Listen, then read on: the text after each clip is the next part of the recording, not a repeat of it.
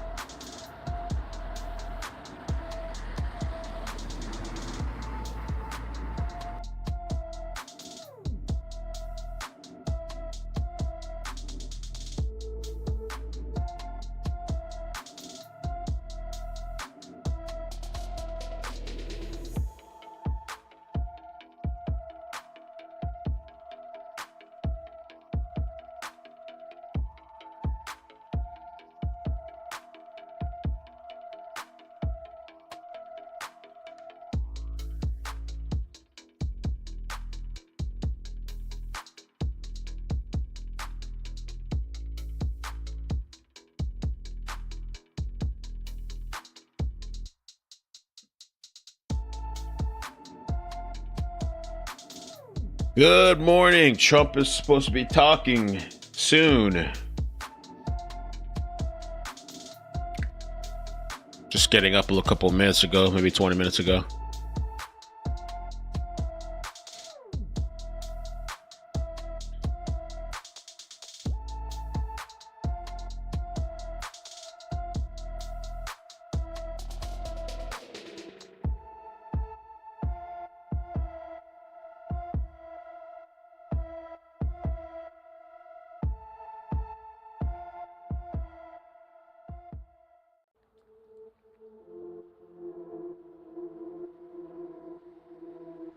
I finally flipped my schedule around a bit, I think. I was like, I got to start waking up earlier, man. That protest stuff threw me off. Got to get back to getting up earlier in the mornings, sleeping earlier.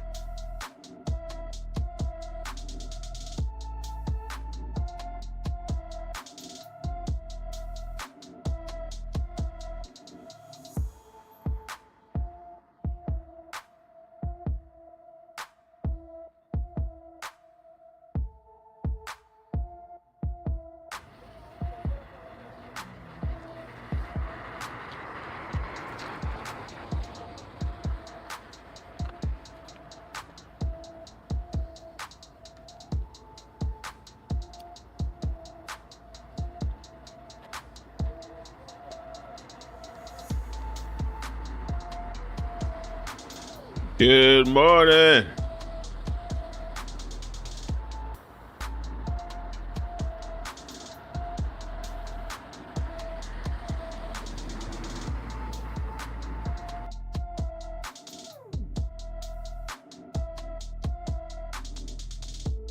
All right, let's see what's going on here.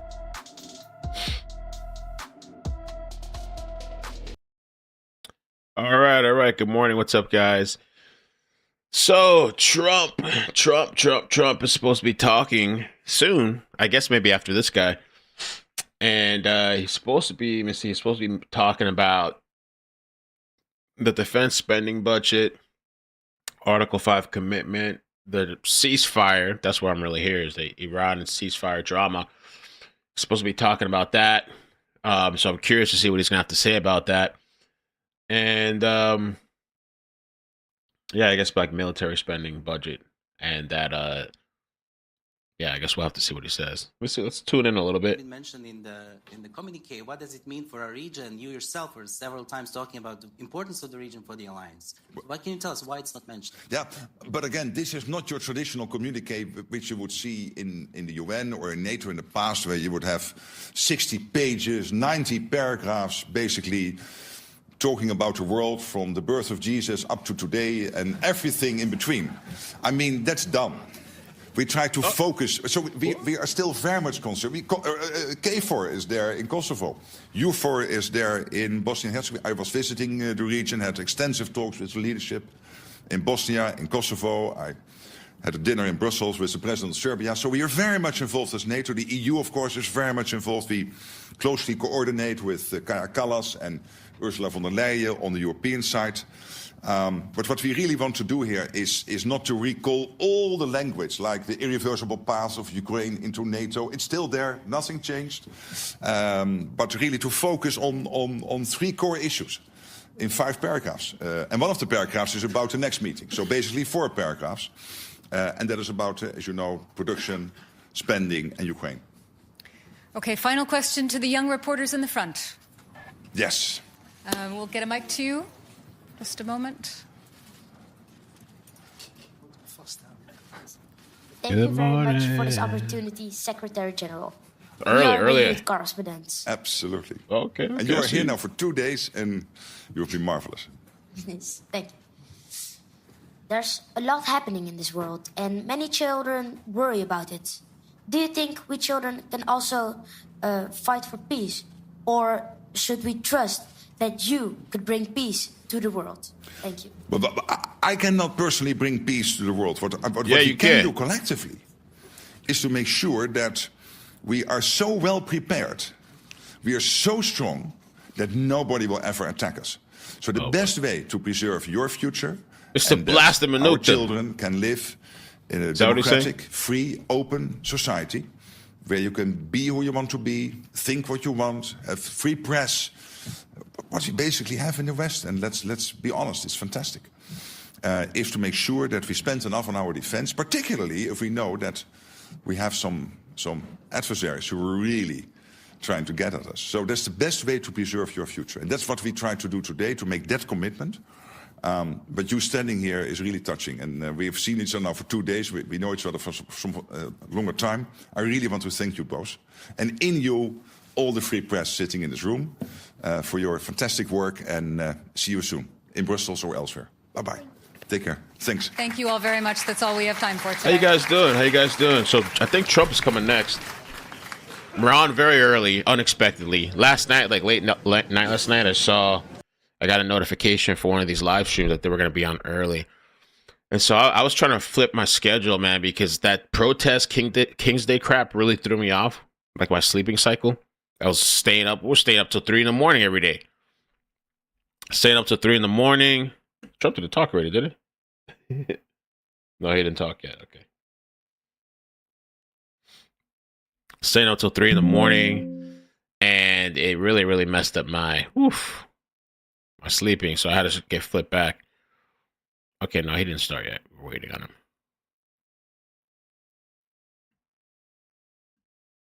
NATO. Oh, I got the actual feed, the NATO feed.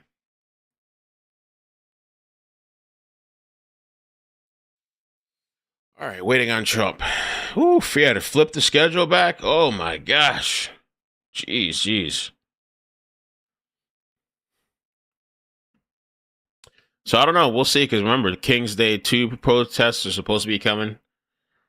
And so something else. I think, was it July 4th? July 4th is supposed to be, I think that's King's Day Part 2, supposedly. It's 3 p.m. in Holland? Oh, okay.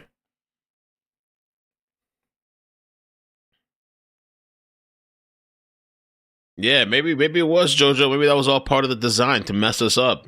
Everybody's circadian system, sleeping cycle, distract us. You know? Let me take a look. Let's see if anything happened last night as far as attacks. I don't think they did. I'll just take a quick look and see. So far, they're behaving. The boys are behaving so far. Israel Atomic Energy Commission says U.S. strike on Fordo destroyed the site's critical infrastructure.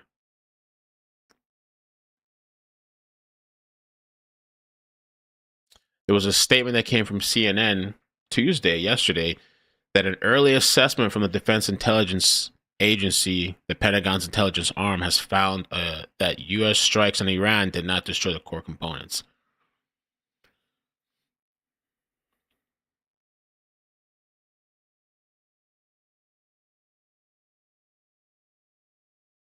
So I don't know. That report from CNN yesterday about this leak, somebody made a leak to CNN. That was a big thing yesterday that had a lot of people pissed.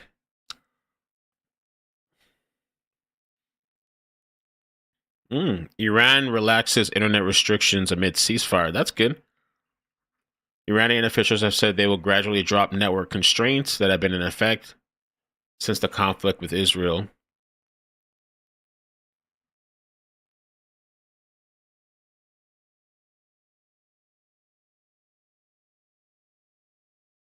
To me, it seems like it's calming down. That's not to say something can't happen. I mean, all it takes is one bomb, even somebody just acting in their own interest, self by themselves, could set off a whole war again. But it seems right now things are kind of calm, and I know people are upset about that. They wanted this to turn into more. I hope it doesn't, just so they could say, "I told you so." World War III. You know, they'd rather have a World War III just so they could say I told you so. Iraq looks all shaky. I mean, Mad TV, Iraq, Iran skit. you are going to fix it, right? Wrong. But the Iraq looks all shaky. I mean, you are going to fix it, right? Wrong. This is the Iraq as we intended. Mission accomplished. Now I'm going to put our eye products into the Iraq.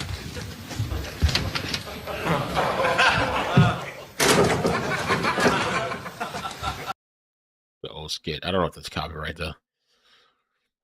They've been coming from me left and right, so I got to make sure. I got to be careful.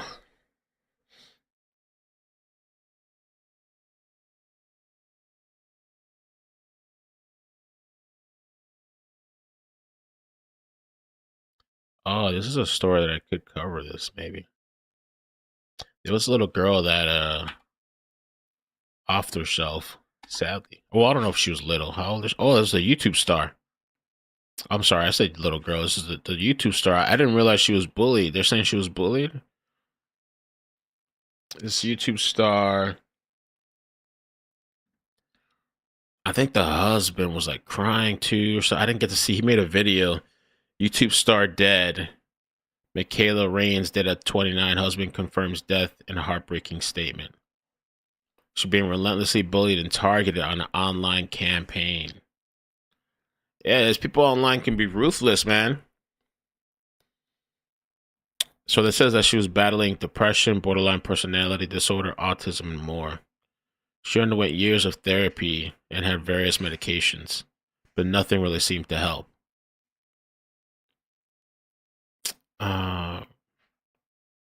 The organization, which Raines founded in 2016 at age 20, grew to become the largest fox rescue operation in the U.S., is focused on saving and rehabilitating foxes.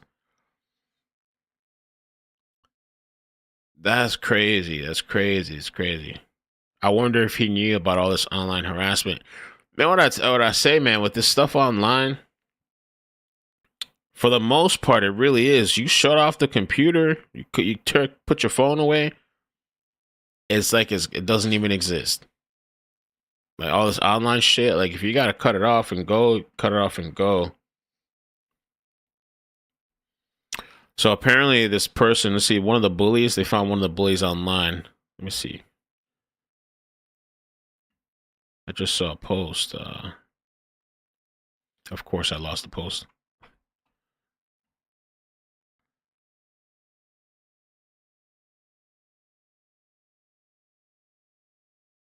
Did I bookmark it?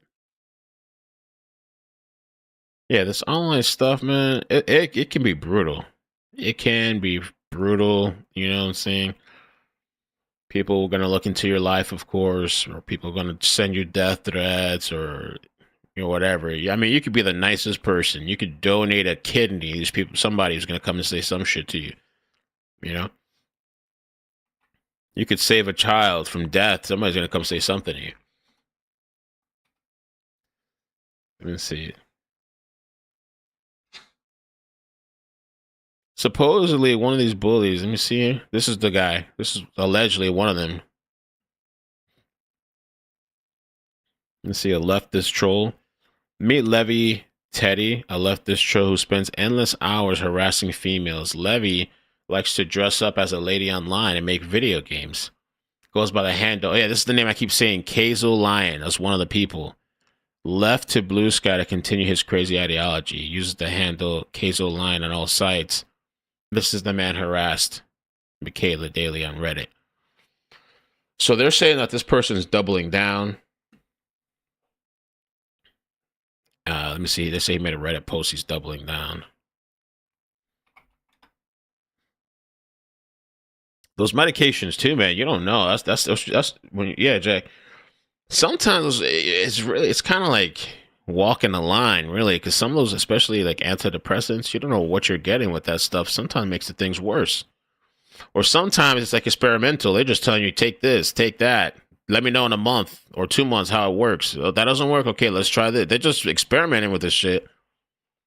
Lucky if you find something that works, I guess. And this is the person right here saying they're not backing down. Coming soon. Warm welcome, Secretary. Oh, we just did that.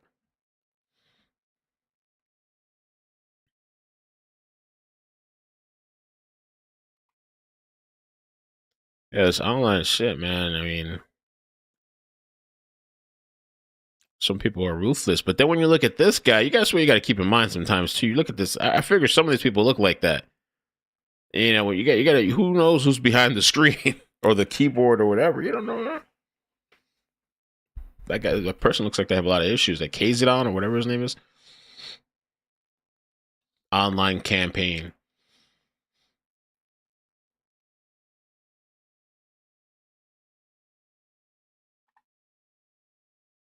Cyber attacks, yeah.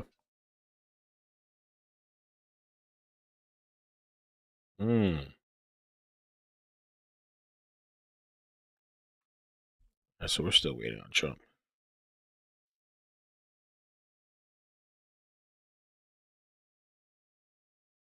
Secretary General.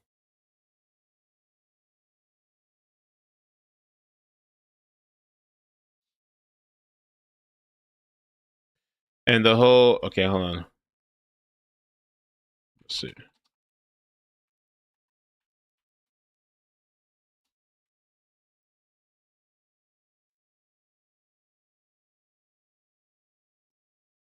So the thing that Trump being at NATO today is pretty interesting because he's had issues with NATO, right? Like they say he's back in the alliance, but he's also called NATO obsolete. In the past, even threatened to pull the U.S. out of NATO. He's making that support conditional. We'll support Article 5 if you pay your fair share, which I think is reasonable. You're supposed to pay into that. I thought he once said that we're paying all this money. They're barely paying shit on their end, or what they're supposed to be paying.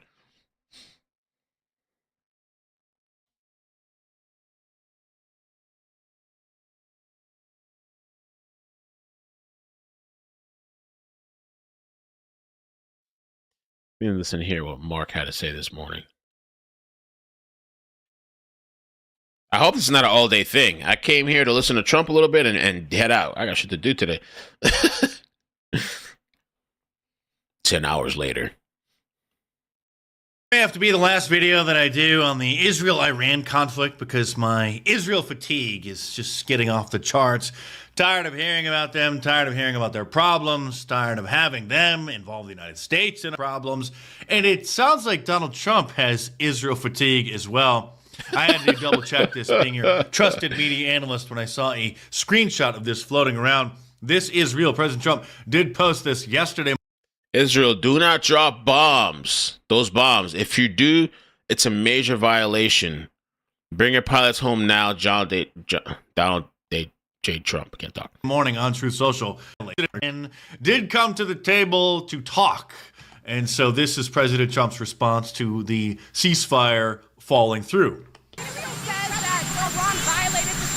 The reporter saying Israel said that Iran violated the ceasefire agreement. Do you believe that Iran is still committed to peace? Do you believe that Iran is still committed to peace?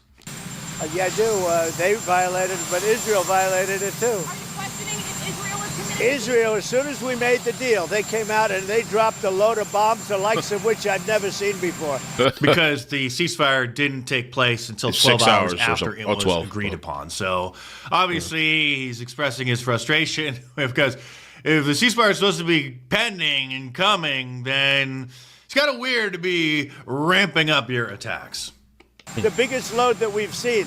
I'm not happy with Israel. You know, when I say, okay, now you have 12 hours, you don't go out in the first hour and just drop everything you have on them. So I'm not happy with them. That's I'm not crazy. happy with Iran either. But I'm really unhappy if Israel's going out this morning because of one rocket that didn't land, that was shot, perhaps by mistake, that didn't land. From Iran. I'm not happy about that. Someone else who's not happy is Mark Levin, who has been beating the war drums for years and is not happy with President Trump for not being happy that the ceasefire fell through. Mark Levin, who insists that using the term neocon to describe the neocons, these are the war hawks, these are the ones who are always getting us involved in problems over there halfway around the world. He insists that that term is anti-Semitic. No, we're not neocons. Actually, you are. And by the way, neocon Did he means talk new about it, Sean? conservative because the Republican Party was hijacked by the fake conservatives, the rhinos. So I think Trump talked at it, but he's having a press conference. So Associated Press, I want to watch the press conference. Associated Press, they scheduled something for 9:30. So maybe it got pushed back a little bit.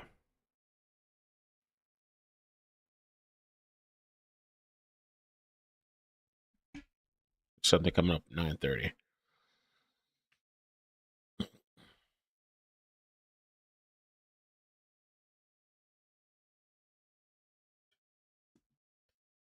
Good morning. Let me make sure the website's up. Perfect. Amazing.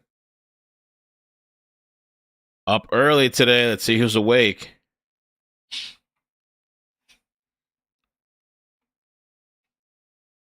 Yeah, it's sad for that lady, that YouTuber. I don't know what kind of online campaign, harassment campaign, or whatever. For what? I don't know. If I was her husband, though, if I was her husband, I would have turn off the computer, cut the shit off.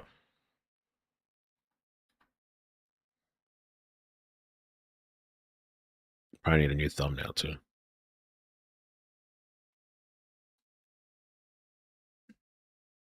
Have that relationship between NATO and the Indo-Pacific countries, Japan and the Republic of Korea, Australia and New Zealand, not because we want to extend NATO to the Indo-Pacific, but because we have friends in the Indo-Pacific. And there is a lot of use and importance of making joint analysis of the security threats facing us here in the Euro-Atlantic and what is happening in the Indo-Pacific, knowing that these two areas, these two theaters are getting more and more interconnected. I played it yesterday, Alan, so it looked really cool. What North Korea is now doing, basically helping the Russians in the war effort against Ukraine. And then, of course, when it comes to the practical stuff, what we are really working on is, for example, on defense. Let's see what they're saying here. Don't wait, and neither should you. Power outages, blocked roads, empty pharmacy shelves. It only takes one emergency to leave you without. Okay.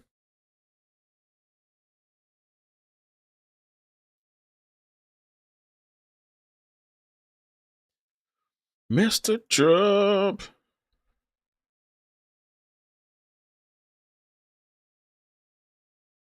These people are crazy.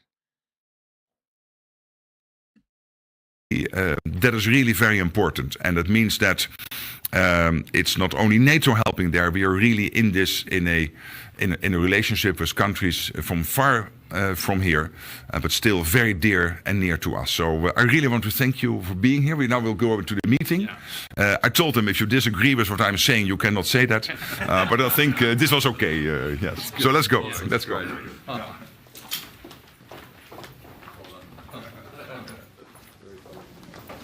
Ba-da-ba-ba-ba-ba. So they're saying 9:30. We'll see if the Associated Press is right.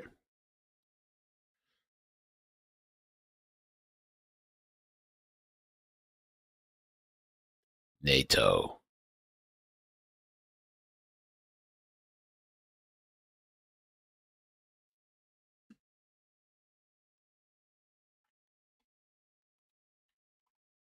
CRAM looked really cool. It looked dope.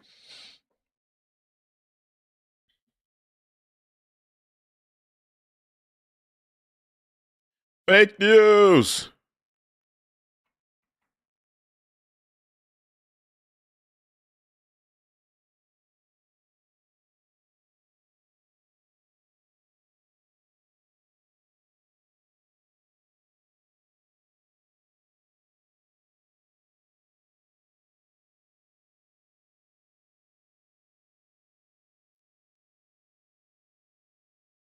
Okay.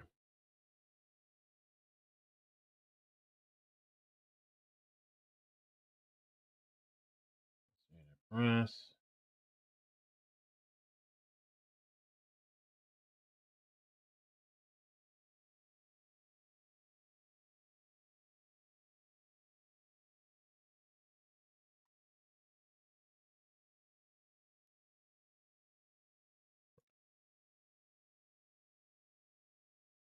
Look at all the information that's being collected, then the intelligence community, the Pentagon will have the opportunity to, to make a better assessment. I think about what the impacts are. But I think it's very clear. There's a significant amount of damage that has been done to the Iranian nuclear weapons program. I don't think there's any ability to dispute that. It's definitely different today than it was. The CENTCOM commander nominee, who is going for the job, he testified on Capitol Hill yesterday about Iran as a danger overall. Watch. I think we would all agree that Iran is the number one source of instability in the region, the number one source of and sponsor of terror throughout the world. At the strategic level, I think they've been weakened since the events of 7 October. At the tactical level, I think they've been degraded, deterring Iran and its proxies. I think that is a critical element of our national security. We've got to be in a three-point stance, ready to go every single day. Do you agree with that assessment, or would you have anything to add in terms of dangers in the region? Well, I do agree with that assessment. I think it's pretty accurate. Certainly, Iran has suffered some significant strategic setbacks. Their long-range, standoff weapons or ballistic missiles have taken a beating over the last 12 or 13 days. Their nuclear weapons program has been severely damaged. And of course, the third leg of their strategy are the proxies. We've seen what's happened to Hezbollah. We've seen what's happened to Hamas. We've done a lot of damage to the Houthis. They really haven't responded in this situation. We still have the Iranian militia groups in Iraq and in Syria, but they have not responded much. They may in fact be deterred by the actions that have been taken by the Israelis and by the Americans over the last several days. So that said, they still have the ability to put boats out into the Straits of Hormuz. They still have the ability to mine. They still have likely sleeper cells or operatives that can do damage out there. And they have a drone and cyber capability. So I don't think you can count Iran out here, although they have, I think, been strategically set back in a number of ways. General Votel, thank you for joining us today. General, let me see what else they said here. NATO Security General Mark Rutte, that's what we saw. Trump said he'd fully support. He spoke earlier, guys. Yes, I know he spoke earlier. I can play some clips of that, but there's a press conference happening. I was waiting for the press conference. It's coming up. Let's see here. Oh, that's a crazy picture.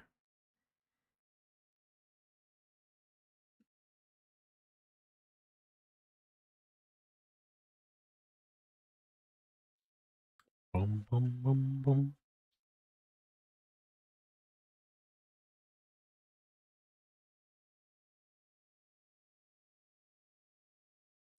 Good morning. Here's a little clip from earlier.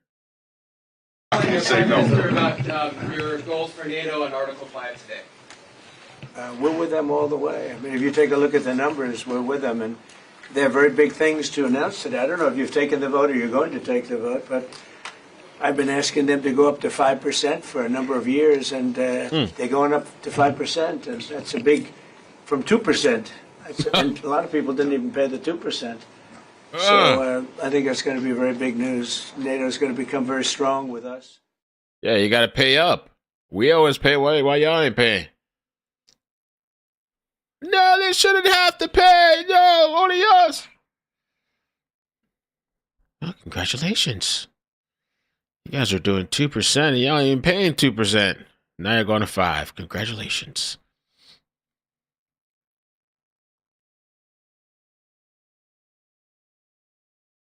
Trump set to kick off spectacular party at the Iowa State Fairgrounds. That's later today. He's all over the place. I think I said 3 or something. It's about the truth. It's about the common sense reporting. It's about the right side of history. It's about we the people.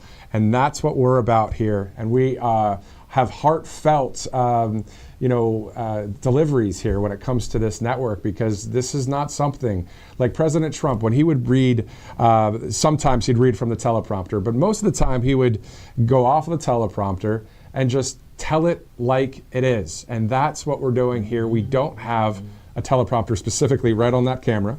We don't have long scripts here. I could show you what we have. All it says is good morning. Yeah, show me the script. I'm not kidding. It says NATO summit, the Netherlands. And at 8:30, the president's meeting with the NATO Secretary General. Already covered it.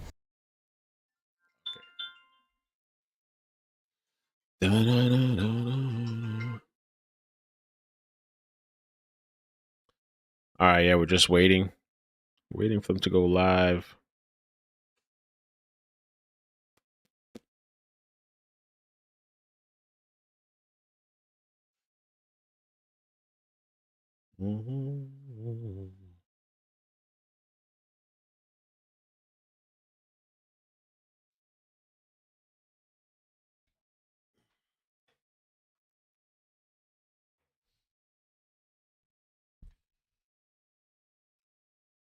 Jeff Bezos' wedding. I don't know. Did I update this one now? I think I did. Yes. Okay. Carmelo Anthony. Oh, by the way, yeah.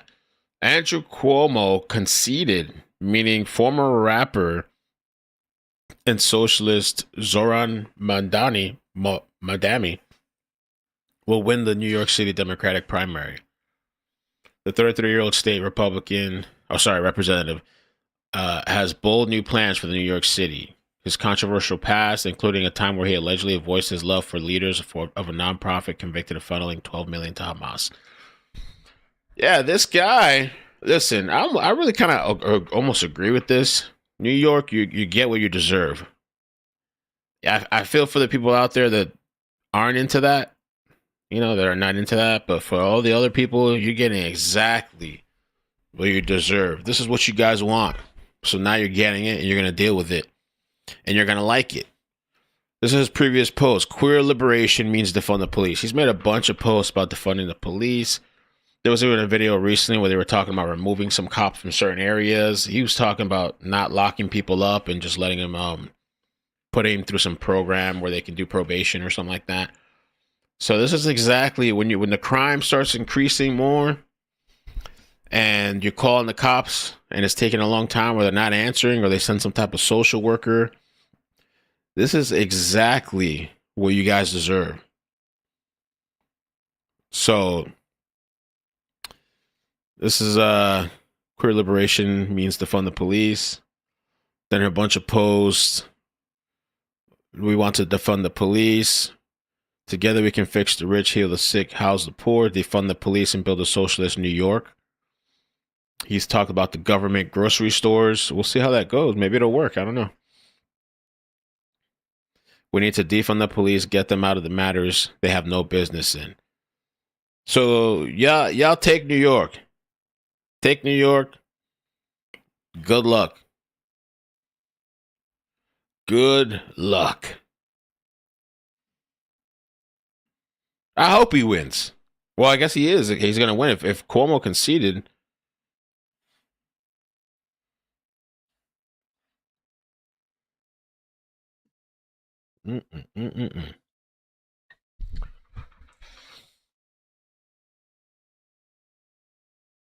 Where's Trump at?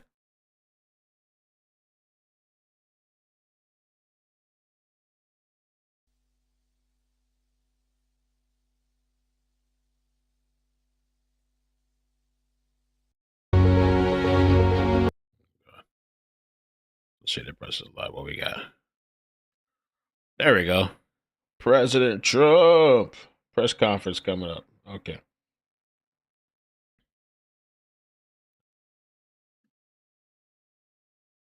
Mm-hmm.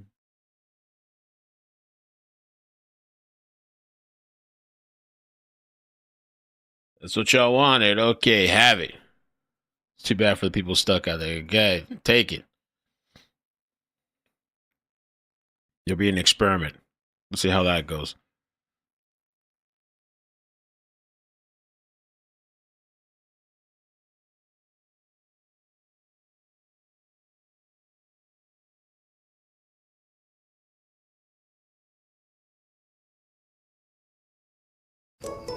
Vision works. I want to just check out this clip. NATO summit. Trump in the Netherlands for the NATO summit as Israel and Iran ceasefire appears to hold. The last thing they want to do is enrich anything right now. They want to recover. And we won't let that happen, number one. Militarily, we won't. I think we'll end up having somewhat of a relationship with Iran. I see it. Look, I've had a relationship over the last 4 days. They agreed to the ceasefire. And it was a very equal agreement. They both said, that's enough. They both said it. But no, they won't do that. The last thing they want to do, Katie, is enrich. They're not looking to... They're not... Can you imagine after all of that, they're going to say, oh, let's go and do a bomb. There could be a day in the future, and then somebody else taking our place will be saying, don't do it. And maybe they won't do it as well, I don't know. But they're not going to have a bomb, and they're not going to enrich. And we believe all of the stuff is down there. We don't think they had nearly the time, because to get that out is a very difficult thing. It's not like moving a package or taking this carpet up and moving it. It's very difficult. It's very dangerous to do. This is earlier. It's all down there. We had a tremendous victory, a tremendous hit, and because of that, I don't think they would have been down there because they knew we were coming. When they know we're coming, they're not going to be down in that 30 stories underground. So no, I think it was just a tremendous victory for everybody, including Iran. Look, they've got a country, and they've got oil, and they're very smart people, and they can come back. Israel got hit very hard, especially the last couple of days. Israel was hit really hard. Those ballistic missiles, boy, they took out a lot of buildings. And they've been great. Bibi Netanyahu should be very proud of himself. And they've really been great. But they're not going to be building bombs for a long time.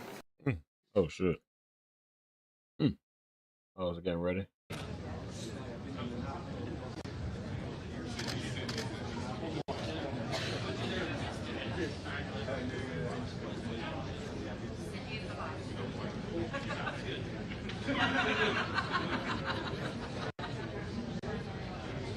Bibi Netanyahu.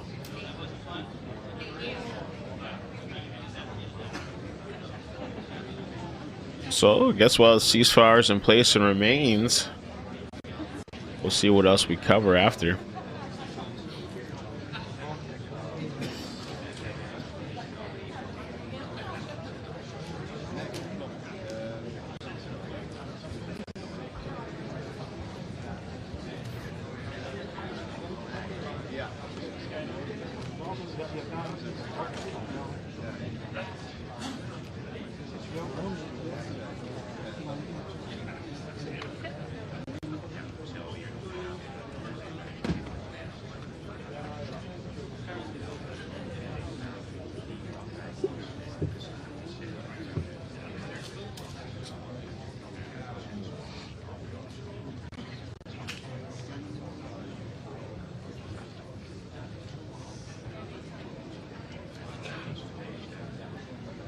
Da, da, da, da, da, da, da.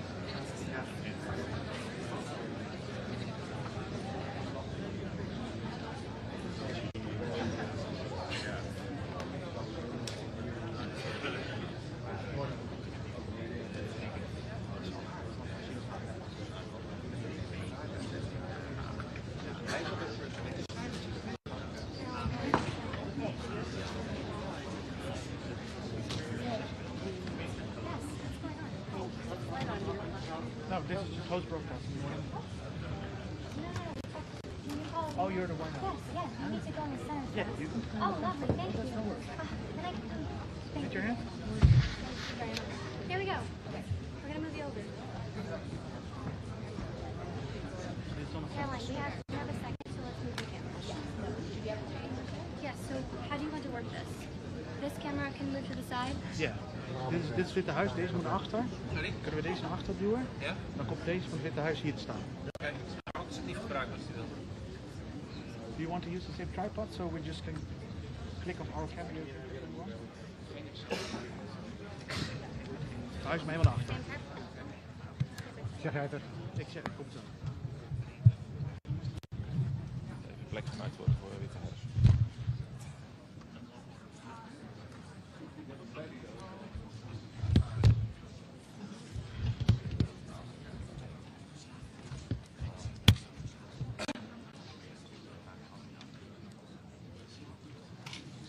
Ze zijn niet heel vriendelijk, zeg maar.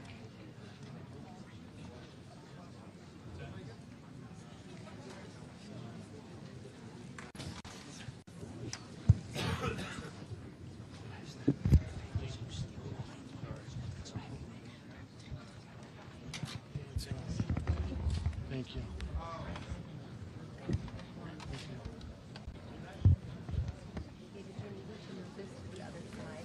Ja, hang on. Dat maakt het uit.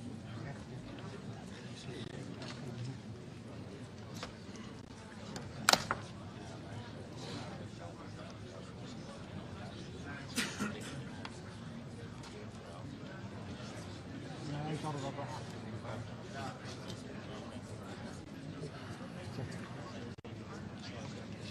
Ja, ze willen gewoon een eigen ding.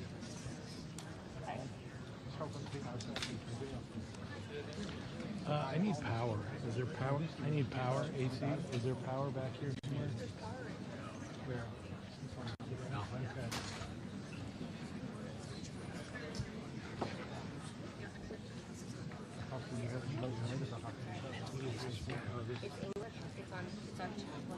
Okay. Okay. What else do you need to do? Let me come up there. Ba-da-da-da-da-da-da.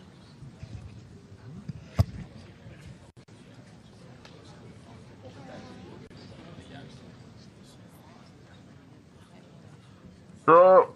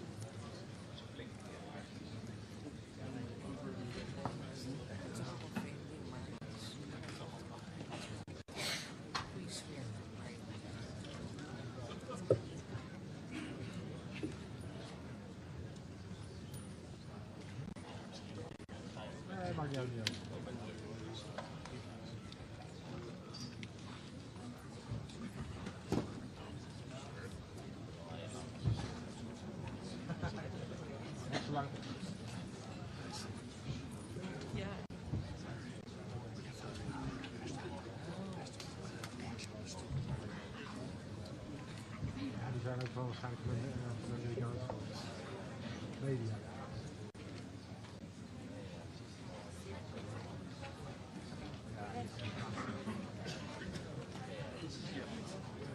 Thank you. David, Ethernet is right behind you. Ja, dat is van de verstaan. Thank you.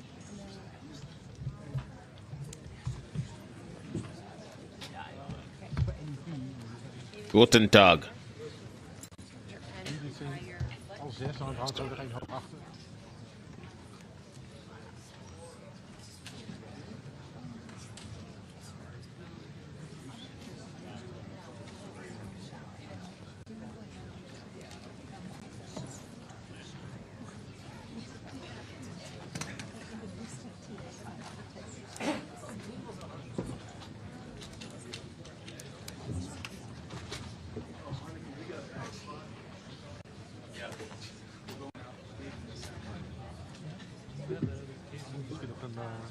schudden of zo. Dan mogen ze gaan staan. One that you said is that's also mine.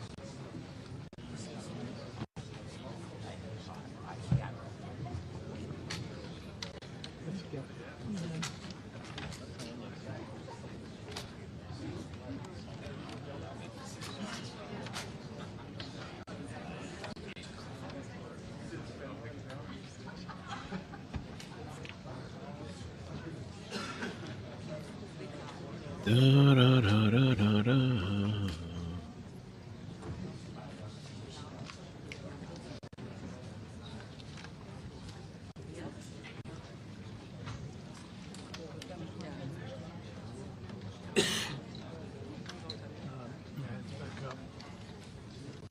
Thank you.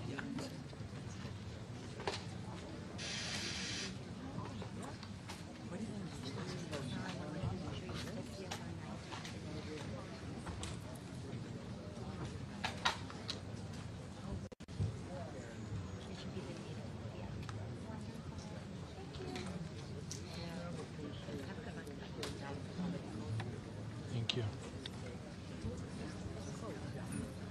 Thank you. Good morning, everybody. Hit the like button for me, please. I'm still waking up. Waiting on Trump to come talk.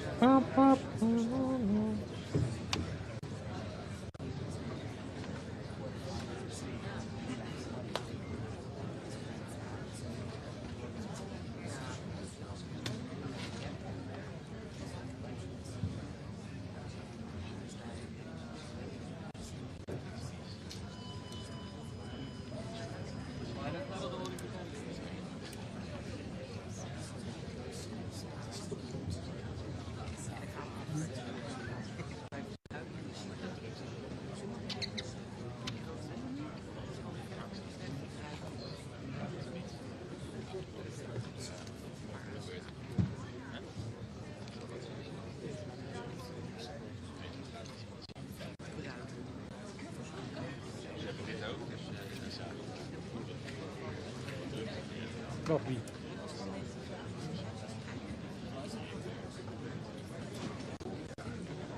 Ja, natuurlijk.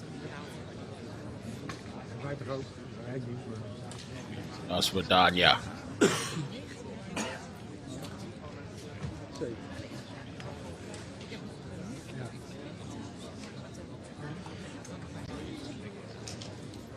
Ik heb het gemist.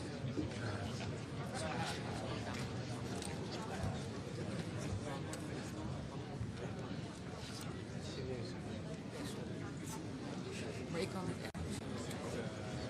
Ik weet dat er ook een grond wordt bepaald. Tuurlijk, dat idee.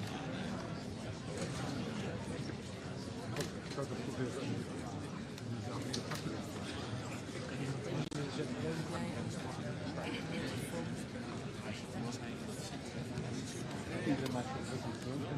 Nee, sorry. Ja, nee. Nee, nee. Maar zo goed. Dat is een leeftijd.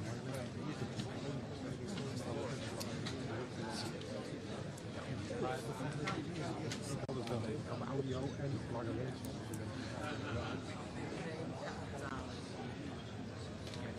Weet ik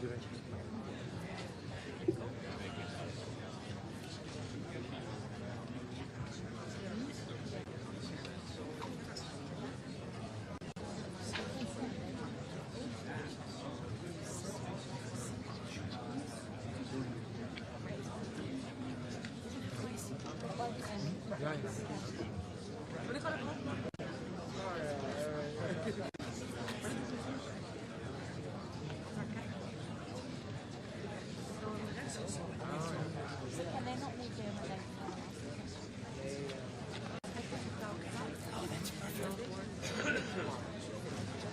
you so much.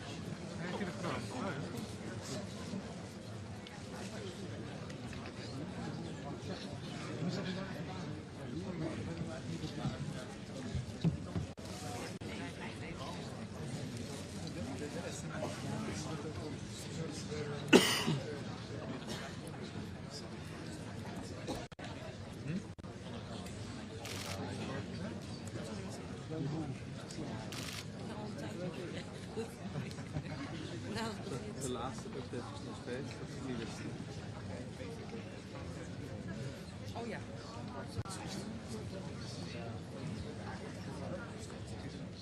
Ja, dus het vol mensen.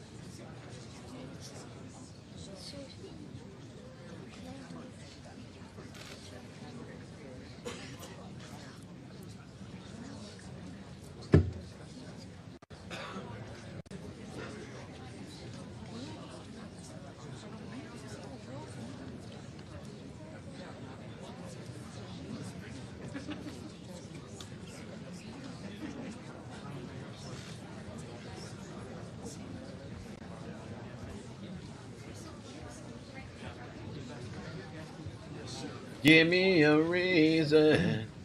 Hold me today. But tomorrow isn't, sorry, guaranteed. I was working on something. Don't hate me. What's up, everybody? Good morning. I know some of y'all just waking up. People had a long night. Maddie, you want Dunkin'? Yeah? Yeah, okay. Rise and shine. Good morning and hallelujah. Hallelujah. Every morning I wake up and I do my chant. Hallelujah. Allah. Praise Allah. Can I just like reorder this shit? I don't have to reorder everything again. There we go. Amazing, Gypsy.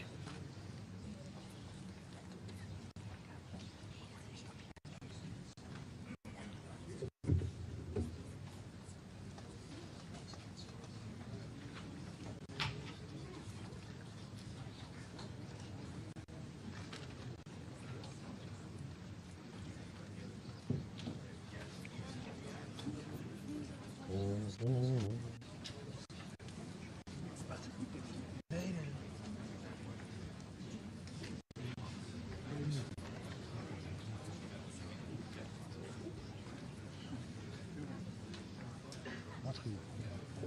ook nog 10 zijn.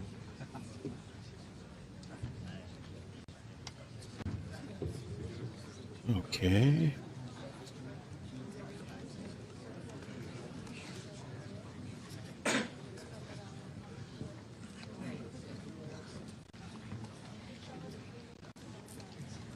Mr. Trump's getting ready to come in.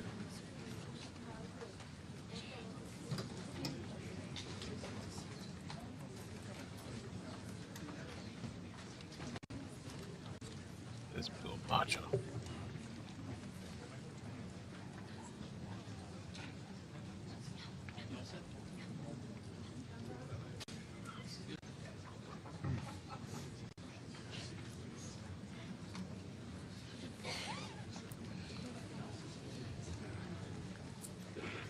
Okay.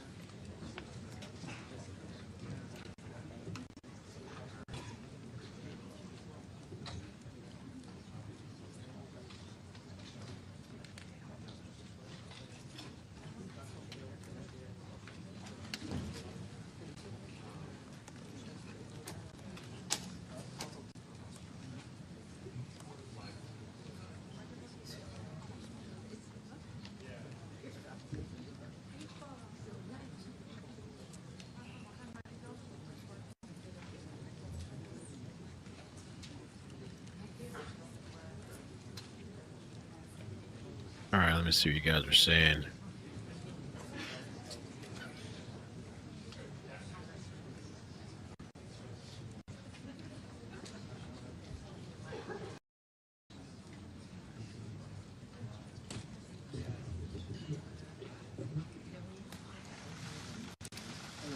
Oh, there he is. Ah! He's here. Well, thank you very much. This has been an honor. It was a fairly long trip, but worth it. Tremendous things have been accomplished, as you probably noticed. Listened to a lot of wonderful speeches from the heads of a lot of wonderful countries. But I want to thank you for joining us at the conclusion of a highly productive NATO summit in the Netherlands. I want to thank them for the royal treatment they've given us. Couldn't have been nicer. And it's a beautiful country, really a beautiful country. Coming in, I saw the most beautiful trees. In fact, I want to bring some back with me. I want to also thank, I had breakfast this morning with the King and Queen, and they're incredible people. I said, you're central casting. Beautiful people, great people, big, beautiful heart. And I enjoyed that. And also, Secretary General Mark Rutte. NATO Secretary General Mark. He's been a friend Oh, of they mine. always do that. He, right here, running this wonderful country. I was the NATO Secretary General. What is that playing in the background? And the Prime Minister. Oh, here we go. I got it. Okay, cool. Minister, we appreciate everything you've done. And as you know, last weekend, the United States successfully carried out a massive precision strike on Iran's nuclear enrichment facilities, and it was very, very successful. It was called obliteration. No other military on earth could have done it, and now this incredible exercise of American strength has paved the way for peace with a historic ceasefire agreement late Monday, and we call it the 12-day war. Spoke to a few people. I guess that just sounded like the right name. It was a 12-day war. And we think it's over. I don't think they're going to be going back at each other. I don't think so. Not only have we dealt decisively with the critical threat of Iran's nuclear program, which was what I wanted. I said, Iran cannot have a nuclear weapon. I've said that for 15 years, long before I decided to do the political thing. But we've also reasserted the credibility of American deterrence, which is like no other. The people at NATO said there's never been anything. You know, I rebuilt the entire military during my first term. And we have a great military. We have great generals. I got to know the good ones and the bad ones. We kept the good ones. Over the past 2 days, I was honored to participate in the NATO leaders meeting and also had extremely good individual discussions with the King and the Queen, Secretary General Rutte, and the Prime Minister. Great discussions. Very knowledgeable people. Major focus of our conversations at the summit was the need for other NATO members to take up the burden of the defense of Europe, and that included the financial burden. As you know, it was 2%, and we got it up to 5%. And they said, a couple of them came up to me, one in particular said, "Sir, we've been trying to get it up to 3% for 20 years, and we haven't been able, and you got it up to 5%. So they're going to be, most of them, I guess almost all of them, are going to be contributing now 5%, a number that people are surprised at, but you need it today. The United States accounts for 2/3 of all NATO defense spending, and since I began pushing for additional commitments in 2017, believe it or not, our allies have increased spending by $700 billion. I said to people, you don't have any money, and a lot of them weren't paying. And so I started the process, and I picked it up as soon as I got back, which is 6 months ago. And following my election last November, almost all have accelerated plans to reach the 2%, 3%, 4%, and then ultimately, very quickly, 5%. And all of this is going to be done very quickly, almost immediately. You probably know this as well as I do. I'm sure they've been talking about it. It's really been a big focus. In a very historic milestone this week, the NATO allies committed to dramatically increase their defense spending to that 5% of GDP, something that no one really thought possible. And they said, "You did it, sir, you did it." Well, I don't know if I did it, but I think I did. This will be known as the Hague Defense Commitment, which is pretty good, pretty appropriate. When the allies reach this number, it will add more than $1 trillion a year. Think of that, $1 trillion per year to our common defense. And this is a monument really to victory, but it's a monumental win for the United States, because we were carrying much more than our fair share. It was quite unfair, actually. But this is a big win for Europe and for actually Western civilization. For years, past administrations failed to get most allies to contribute even the 2%. I remember when I came here, we had 4 countries that were up to 2%. And I remember Poland was there. A couple of them were there. And but most of them were. We had 28 at the time. As you know, it's increased a little bit. And they've agreed now to more than double their budgets in all cases. And Europe stepping up to take more responsibility for its security will help prevent future disasters like the horrible situation with Russia and Ukraine, and hopefully we're going to get that solved. Last week they lost 7,000 soldiers, mostly soldiers, but they're also getting hit in Kiev.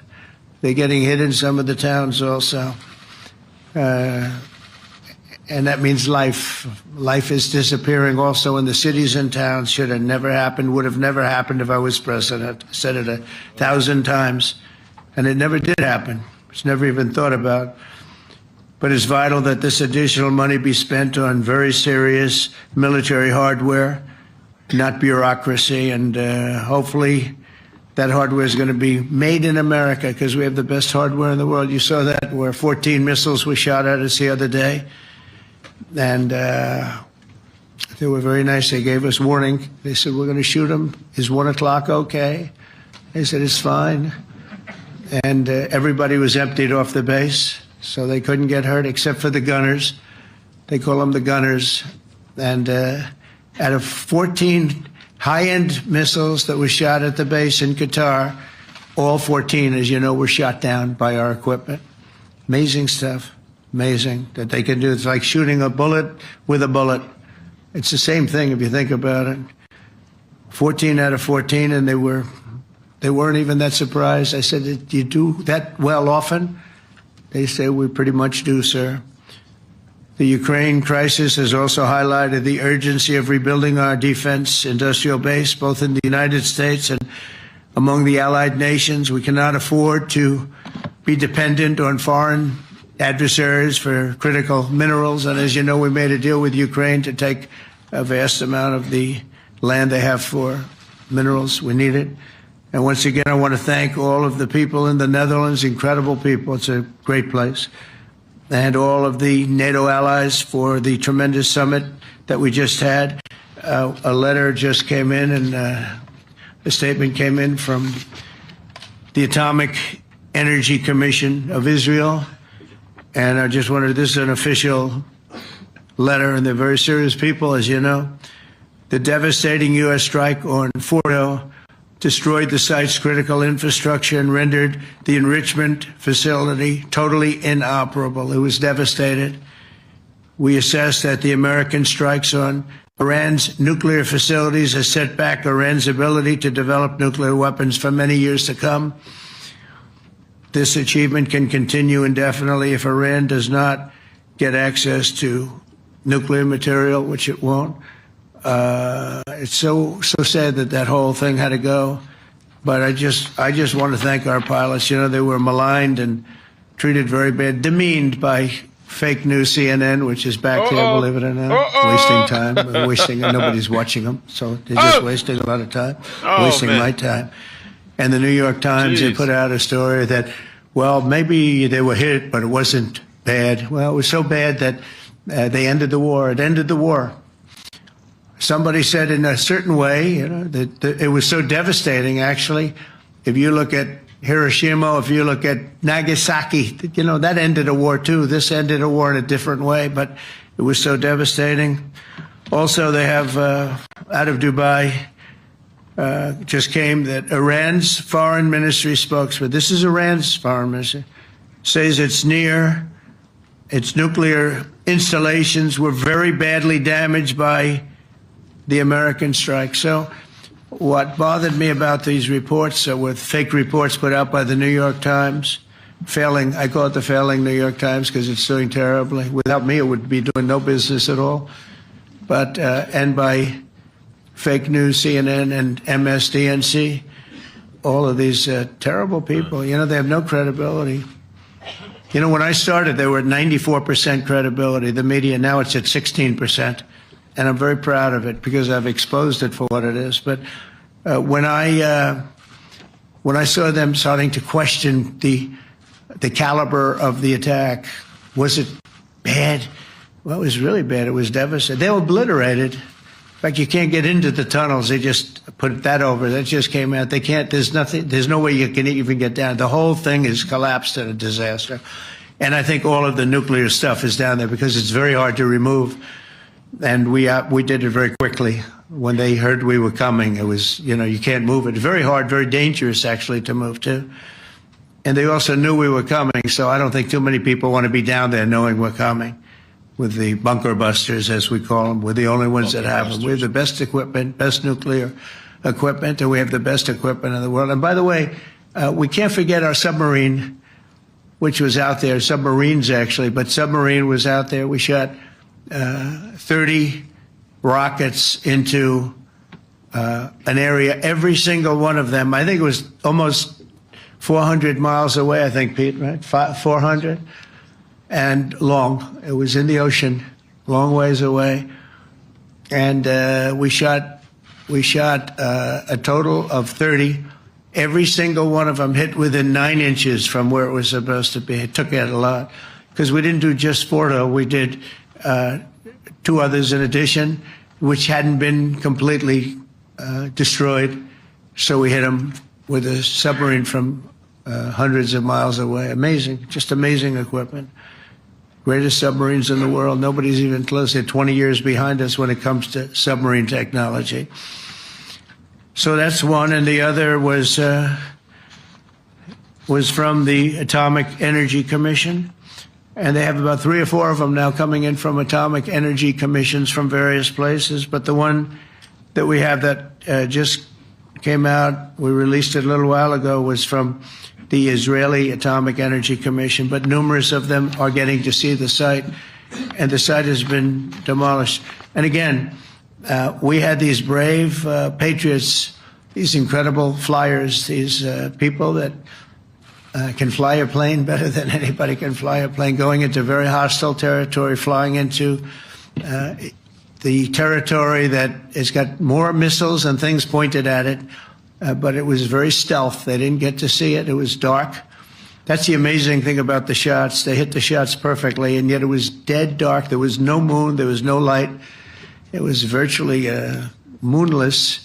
It was very dark, and the shots were hit perfectly. But when they get demeaned, and they were very upset about it because they knew how strong it would be. Back in Missouri, the pilots flew about 36 hours, two ways, far distance, and in those incredible B-2s. And we then had the F-22s, and we had the F-35s, and we had other planes, and we had, I think, a total of 52 tankers. That means the big tankers, because the refueling was a lot for all of the different planes that we sent.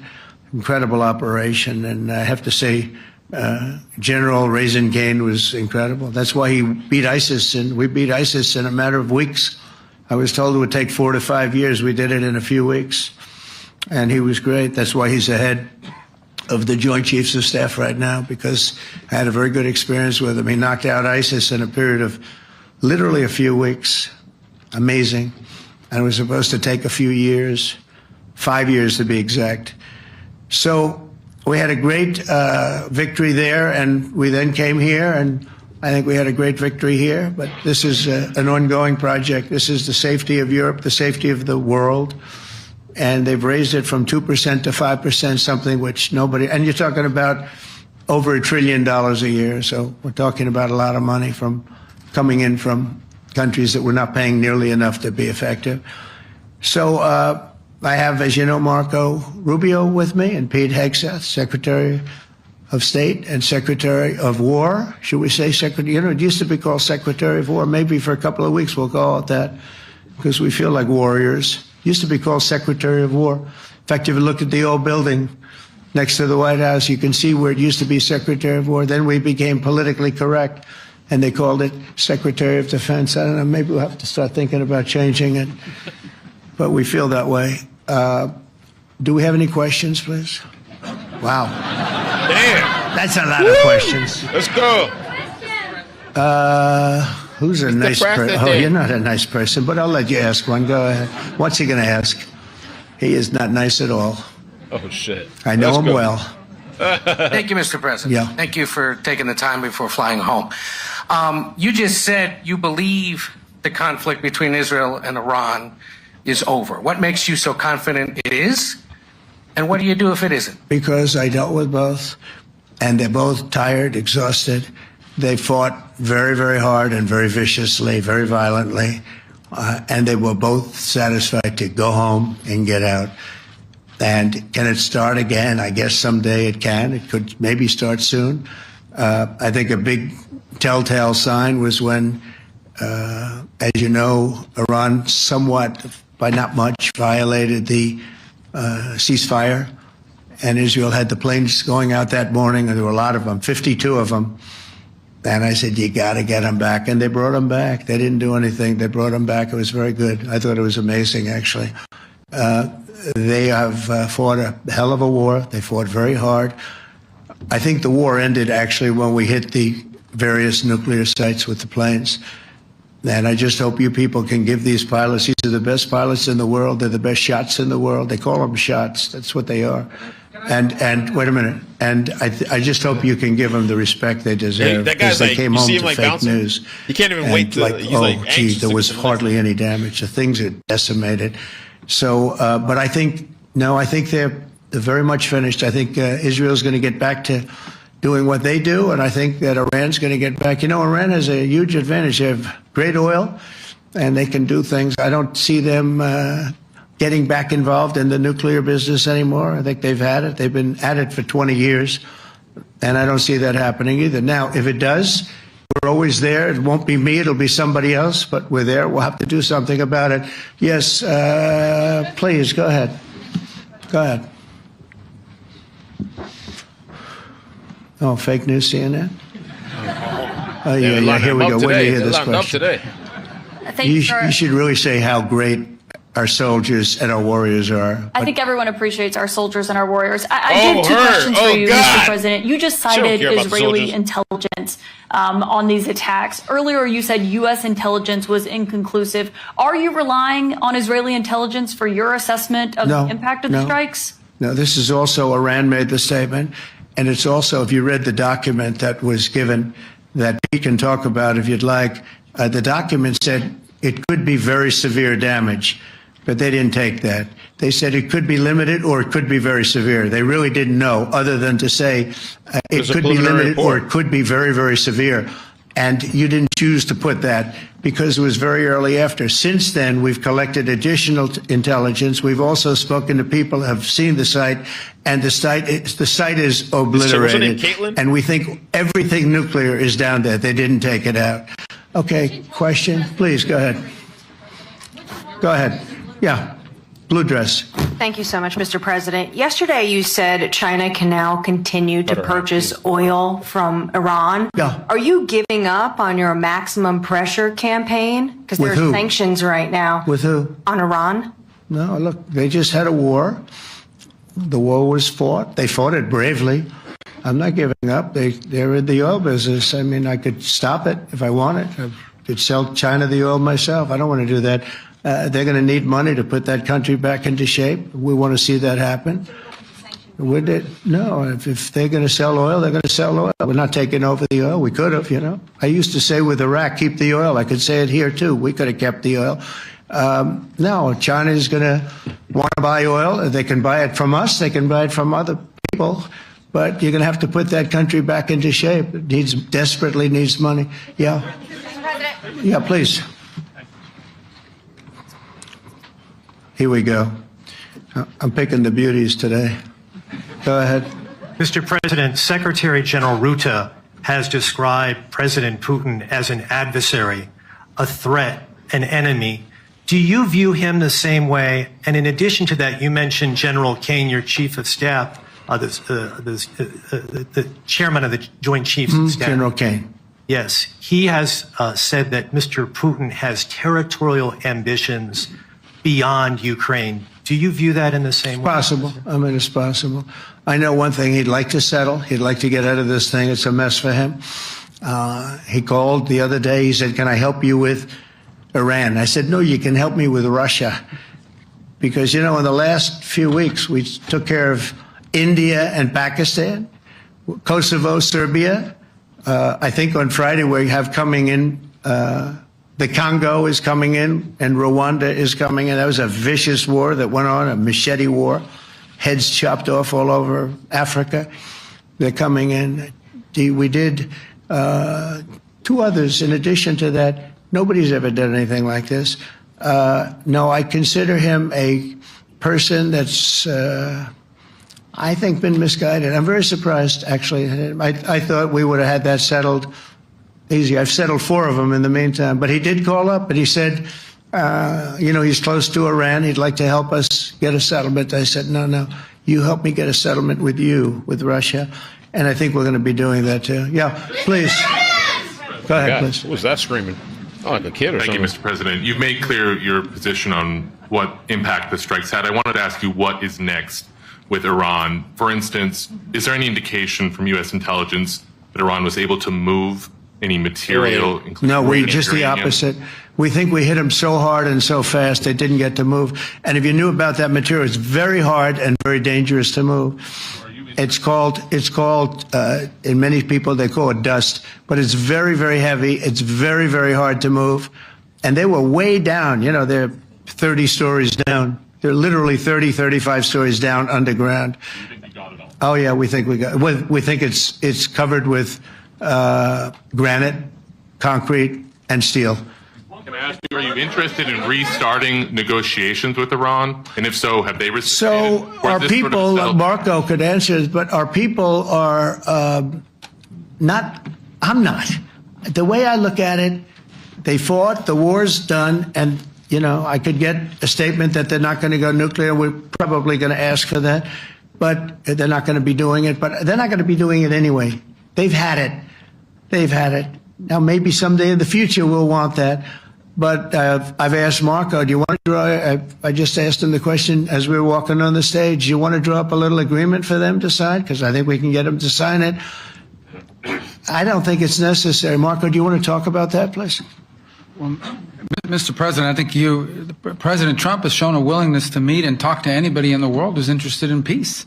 I don't know of any president that's been as willing as he has to meet with anyone and talk about peace. We'd love to have peaceful relations with any country in the world. And so obviously that'll depend on Iran's willingness not just to engage in peace, but to negotiate directly with the United States, not through some third country or fourth country process. But I know of no president, probably in our modern history, that's sought peace more than President Trump has.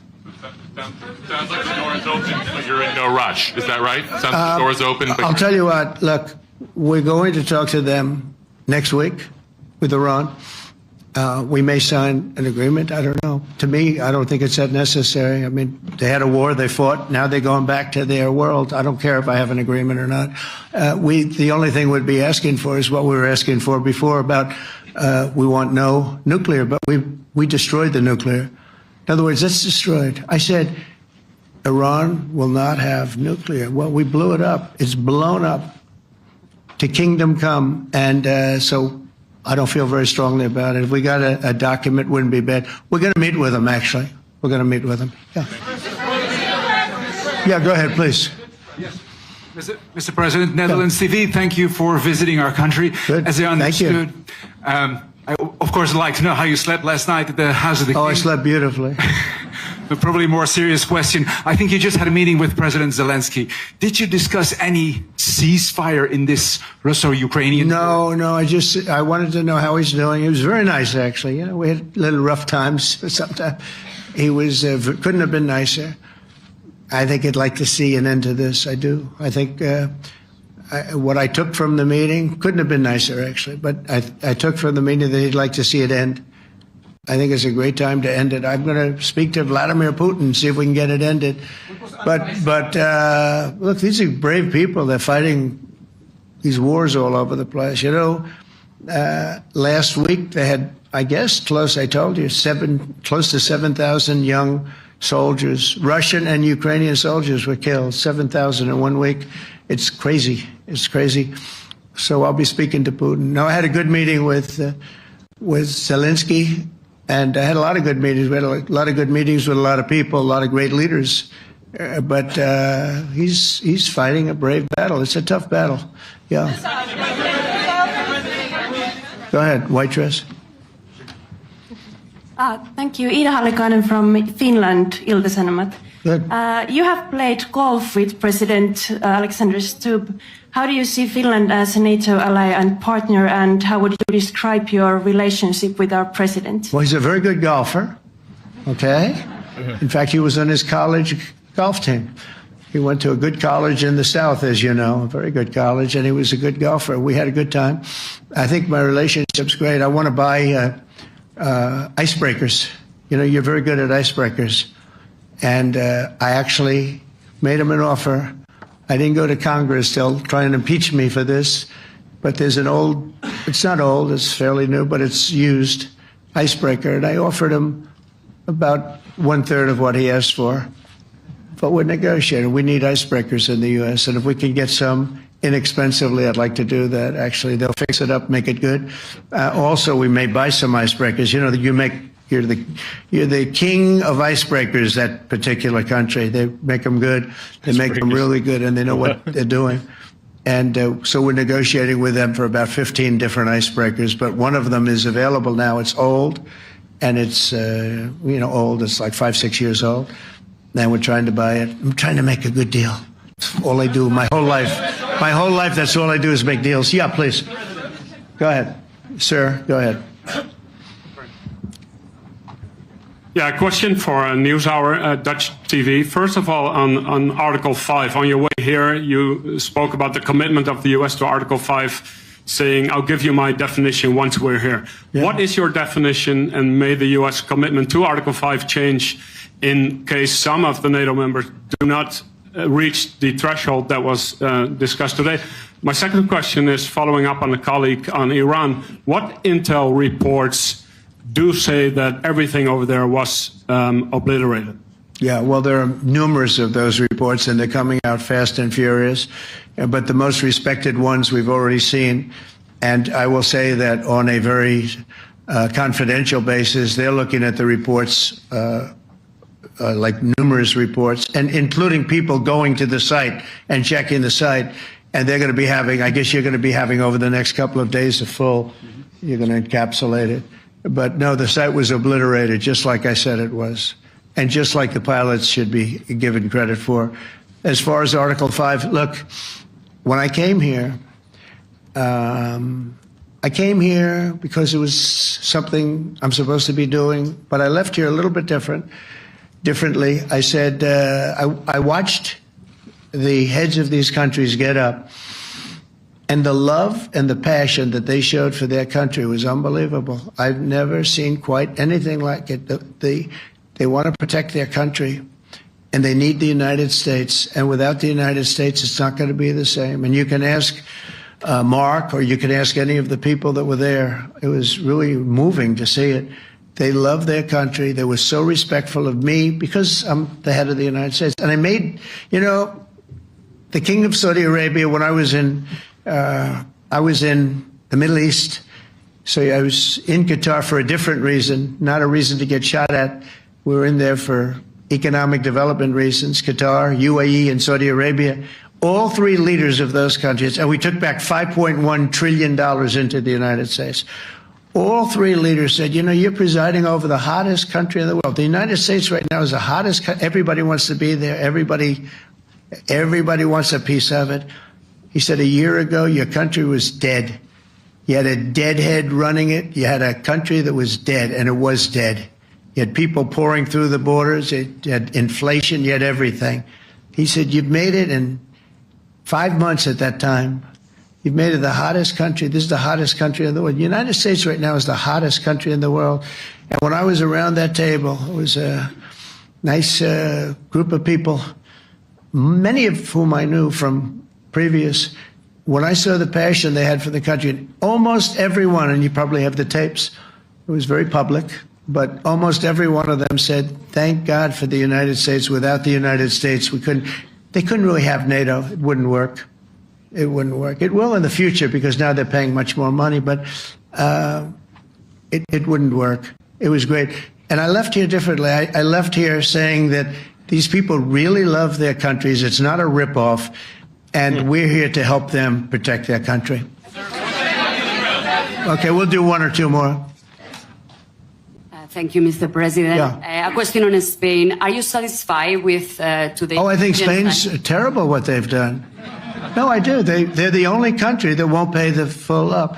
They want to stay at 2%. I think it's terrible. And, they're doing very well. The economy is very well. And that economy could be blown right out of the water with something bad happening. Spain is the only country that... Are you from Spain? Yeah. Good, congratulations. You're the only country that is not paying. I don't know what the problem is. I think it's too bad. So we'll make it up. You know what we're going to do? We're negotiating with Spain on a trade deal. We're going to make them pay twice as much. And I'm actually serious about that. We're going to make Spain... I like Spain. I have so many people from Spain that it's a great place and they're great people. But Spain is the only country out of all of the countries that refuses to pay. And, so they want a little bit of a free ride. But they'll have to pay it back to us on trade because I'm not going to let that happen. It's unfair. It's unfair to NATO. All right, sir, please. Go ahead, right in the back. Yeah, you, tall one. The tall man. Mr. President, Johannes Petra from Austrian National Television. How are you? You once said that you would end the Ukraine war in 24 hours. You later said you said that sarcastically. Well, of course it was sarcastic. But you've now been in office for 5 months and 5 days. Why have you not been able to end the Ukraine war? Because it's more difficult than people would have any idea.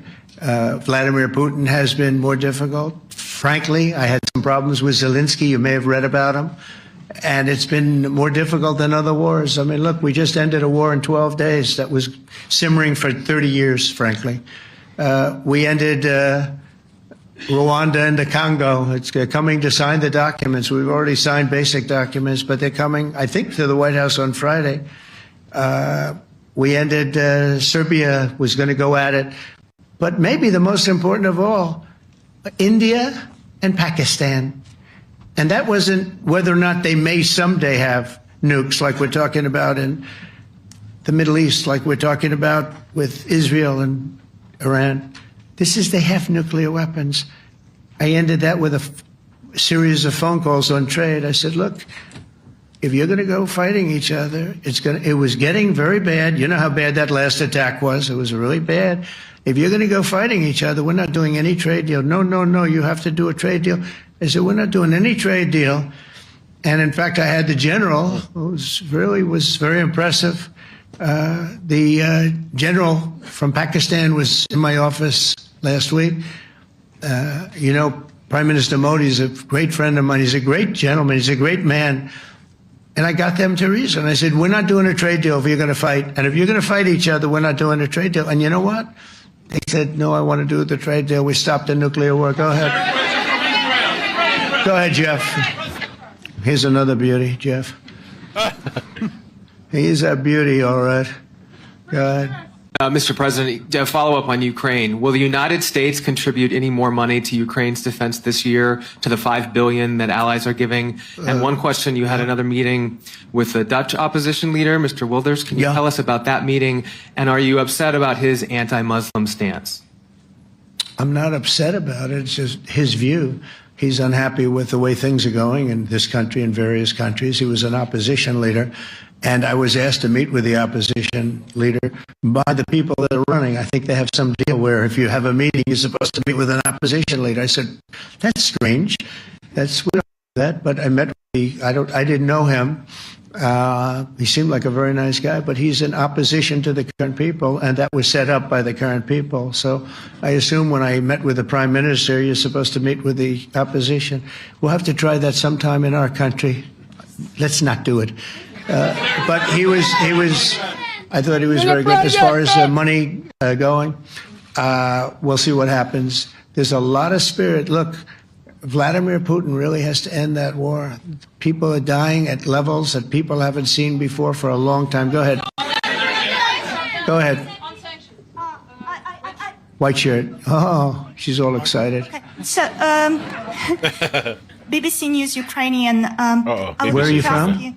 I'm from Ukraine. Oh, so my question to you is whether or not the U.S. is ready to sell anti-air missile systems Patriot to Ukraine. We know that Russia has been pounding Ukraine really heavily right now. Are you living yourself now in Ukraine? My husband is there. Wow. And I can see you it's amazing. And me with the kids, I'm in Warsaw actually, because he wanted me to be. Is your husband a soldier? No? He is. He's there now? Yeah. Wow. That's rough stuff, right? That's tough. And you're living here? In Warsaw. And you're a reporter? I am. Good. So let me just tell you, they do want to have the missiles, okay, as they call them, the Patriots. And we're going to see if we can make some available, They're very hard to get. We need them too. We were supplying them to Israel. And they're very effective, 100% effective. Hard to believe how effective. And they do want that more than any other thing, as you probably know. That's a very good question. And I wish you a lot of luck. I mean, I can see it's very upsetting to you. So say hello to your husband, okay? Thank you. Go ahead. Thank you. Thank you, Mr. President. You were criticizing... Where are you from? Bloomberg News. Oh, Bloomberg. That's wonderful.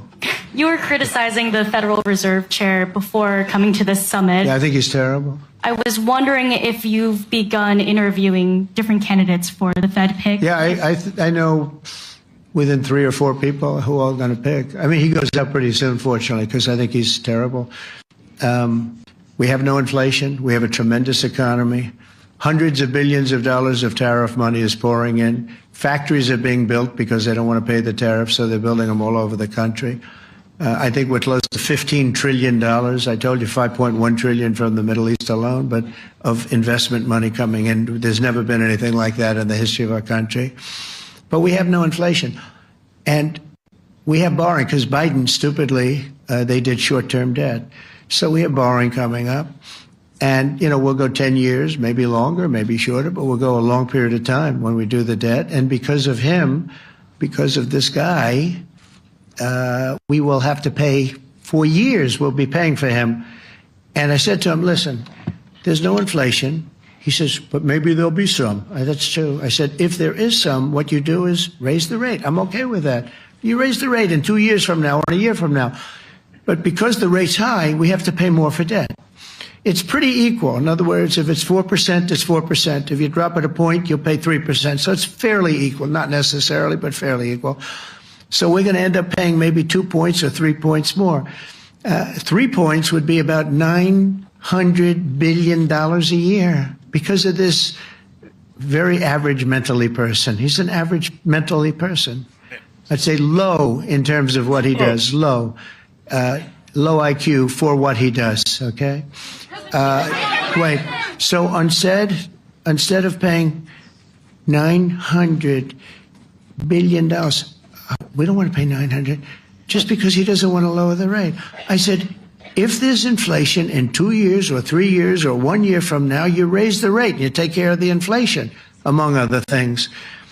But he's probably a very political guy, I guess. I don't know. I think he's a very stupid person, actually. All right, one more. Let's go. How about you? Go ahead.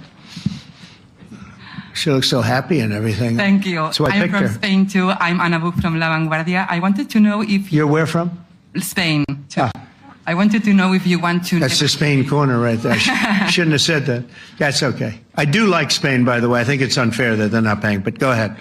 Are you going to negotiate directly with Spain about? I'm going to negotiate directly with Spain. I'm going to do it myself. They're going to pay. They'll pay more money this way. You should tell them to go back and pay. You're a reporter? You tell them to go back. They ought to join all of those countries that are paying 5%. Spain's going to be just about the only one that's not. They were the most hostile toward doing it. It just doesn't make sense to me. Okay. All right, Kelly, go ahead. Here we go. Here's another one. Hello, sir. Thank you very We much. got them all today. Okay. So, Mr. President, you talked about expecting some on-the-ground assessments at Fordo and other sites. Now here, Is that here Israeli and U.S.? It's been obliterated, Kelly. It's been What is your message then, sir, to the intelligence community when they present reports? You're not disputing the DIA report. You're just They presented a exists. report that wasn't finished. We're talking about something that took place 3 days ago. I understand that's The report was done So 2 what days is ago. your- Wait a minute. Yes. They didn't see it. All they can do is take a guess. Now, if you take a look at the pictures, if you take a look how it's all blackened, the fire and brimstone is all underground. Because it's granite and it's all underground. You don't show it. But even there, with all of that being said, the whole area for 75 yards around the hole where it hit is black with fire. The group that's run by this gentleman, in fact, you may want to talk about it for a second because we're going to issue a report. And I think it's not even a very exciting report at this point. It's been obliterated, totally obliterated.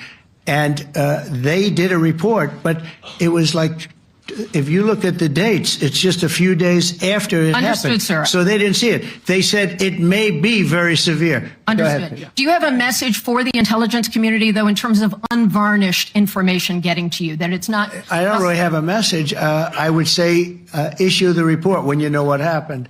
I wouldn't say that it could be severe or maybe not. They use the word severe. It could be severe or maybe it's not.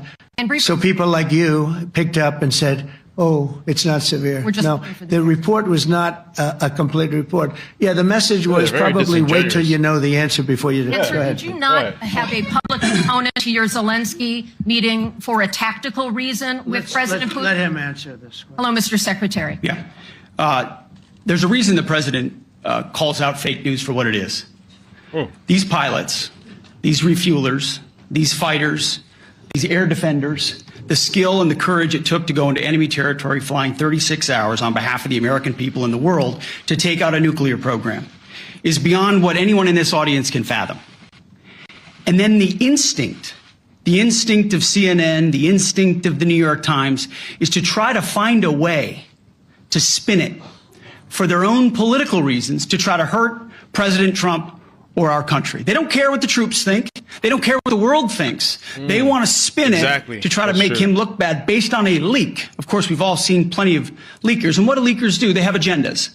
And what do? They share the whole information or just the part that they want to introduce. And when they introduce that preliminary report that's deemed to be a low assessment, you know what a low assessment means? Low confidence in the data in that report. And why is there low confidence? Because all of the evidence of what was just bombed by 12 30,000-pound bombs is buried under a mountain, devastated and obliterated. So if you want to make an assessment of what happened at Fordo, you better get a big shovel. And go really deep, because Iran's nuclear program is obliterated. And somebody somewhere is trying to leak something to say, oh, with low confidence, we think maybe it's moderate. Those that dropped the bombs precisely in the right place know exactly what happened when that exploded. And you know who else knows? Iran. That's why they came to the table right away, because their nuclear capabilities have been set back beyond what they thought were possible because of the courage of a commander-in-chief who led our troops, despite what the fake news wants to say. But you're not disputing the report said what it said, even though it was you can't help these people. Get out of here. The report said what it said, and it was fine. It was severe, they think, but they had no idea. They shouldn't have issued a report until they did.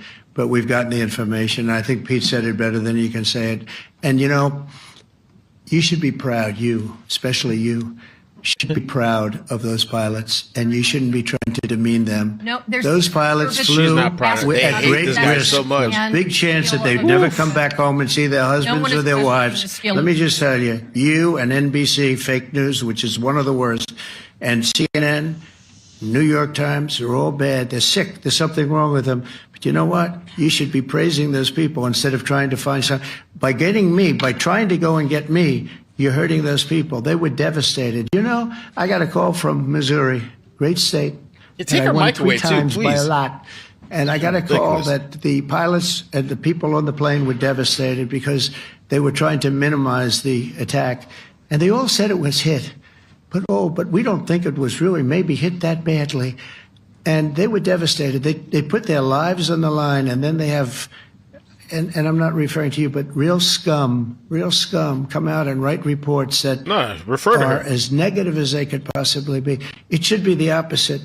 You should make them heroes and heroines. You should make them really people that they were so devastated when they heard this news. And you know what they said? One of them, I spoke to one of them, said, "Sir, we hit the site. It was perfect. It was dead on." Because they don't understand fake news, because they have a normal life, except they have to fly very big, very fast planes. But it's a shame. You should be making them heroes. All right, in the back.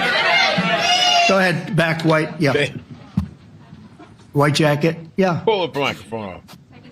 Go ahead, give my mic. Hello. Deborah Haynes from Sky News. Mark Rutte, the NATO chief, who is your friend, he called you daddy earlier. Do you regard your NATO allies as kind of children? No, he likes me. I think he likes me. Daddy. If he doesn't, I'll let you know. I'll come back and I'll hit him hard, okay? No? He did it very affectionate. Daddy, you're my daddy. Do you regard your NATO allies, though, as kind of like children? And they're obviously listening to you and they're spending more. And you're obviously appreciative of that. But do you hope that actually they're going to be able to defend themselves, defend Europe on their own? I think they need help a little bit at the beginning, and I think they'll be able to. And I think they're going to remember this day. And this was a big day for NATO. You know, this was a very big day. They took it. One of the gentlemen said, "You know what? We've been trying to raise money raise the rate for 30 years," he said, 20 years, from almost the beginning. And he's been there for a long time. He said, until you came along, it never happened. What you did is amazing. It's been sort of an amazing day for a lot of reasons, but also for that. Yeah, go ahead. Do you think they can do it without you, though, in the future? Can they do it without Well, ask Mark. States? I mean, you have to ask Mark, okay? So we're heading back. We're heading back. I want to thank these two gentlemen behind me. They're incredible people, both of them. They've done a fantastic job. And Susie's in the front, and she's done great. And Monica, thank you very much. It was quite an exciting time. And we're going to be heading back. We'll be back soon, and we'll see you in Washington, D.C. Remember this, we have the hottest country anywhere in the world. Thank you very much, everybody. Thank you.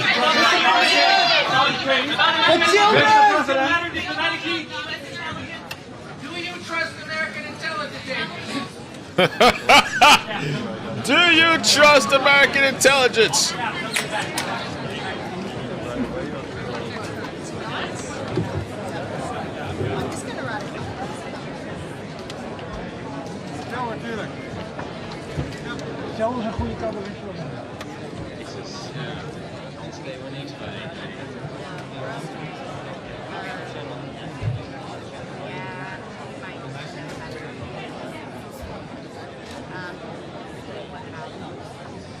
Da, da, da, da, da, da, da.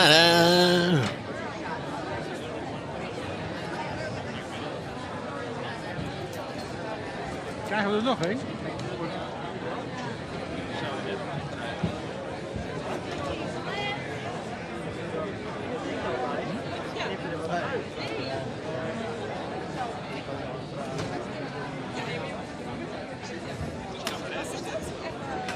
Hello. Hi. Oh, okay. All right, cool. Okay, all right. Daddy, what do you have to say? He calls you Daddy. Can I call you Daddy? Yo, if she would have said, "Can I call you Daddy?" that would have been like flame. Oh shit, Daddy. Damn, I didn't know it was gonna be like a nasty rainy day. Nasty rainy day. They're telling me to clip it. I'm gonna have to clip that.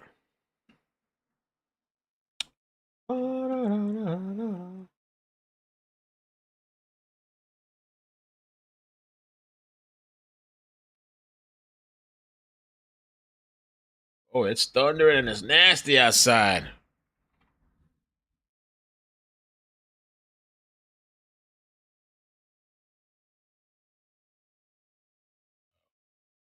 Oh, actually, not bad.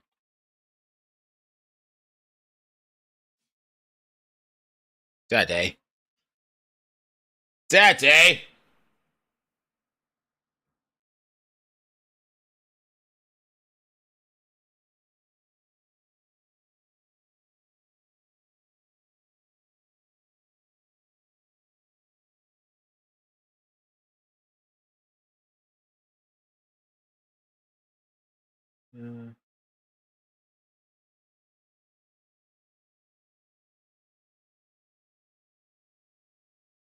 All right.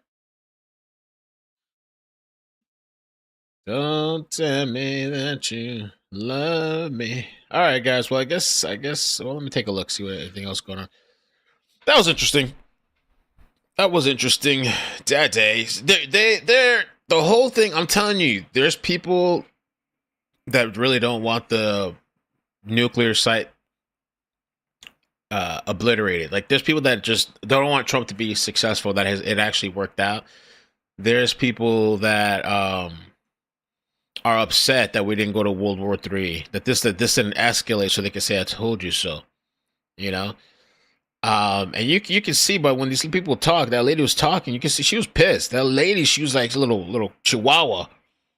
I'm glad Pete Hegseth put her in her place. But you can also tell, like, they're answering them and correcting them, and it's like they have nothing. They're not even listening. It's like flying over their head. And all it is just that they hate this guy. That's all it is.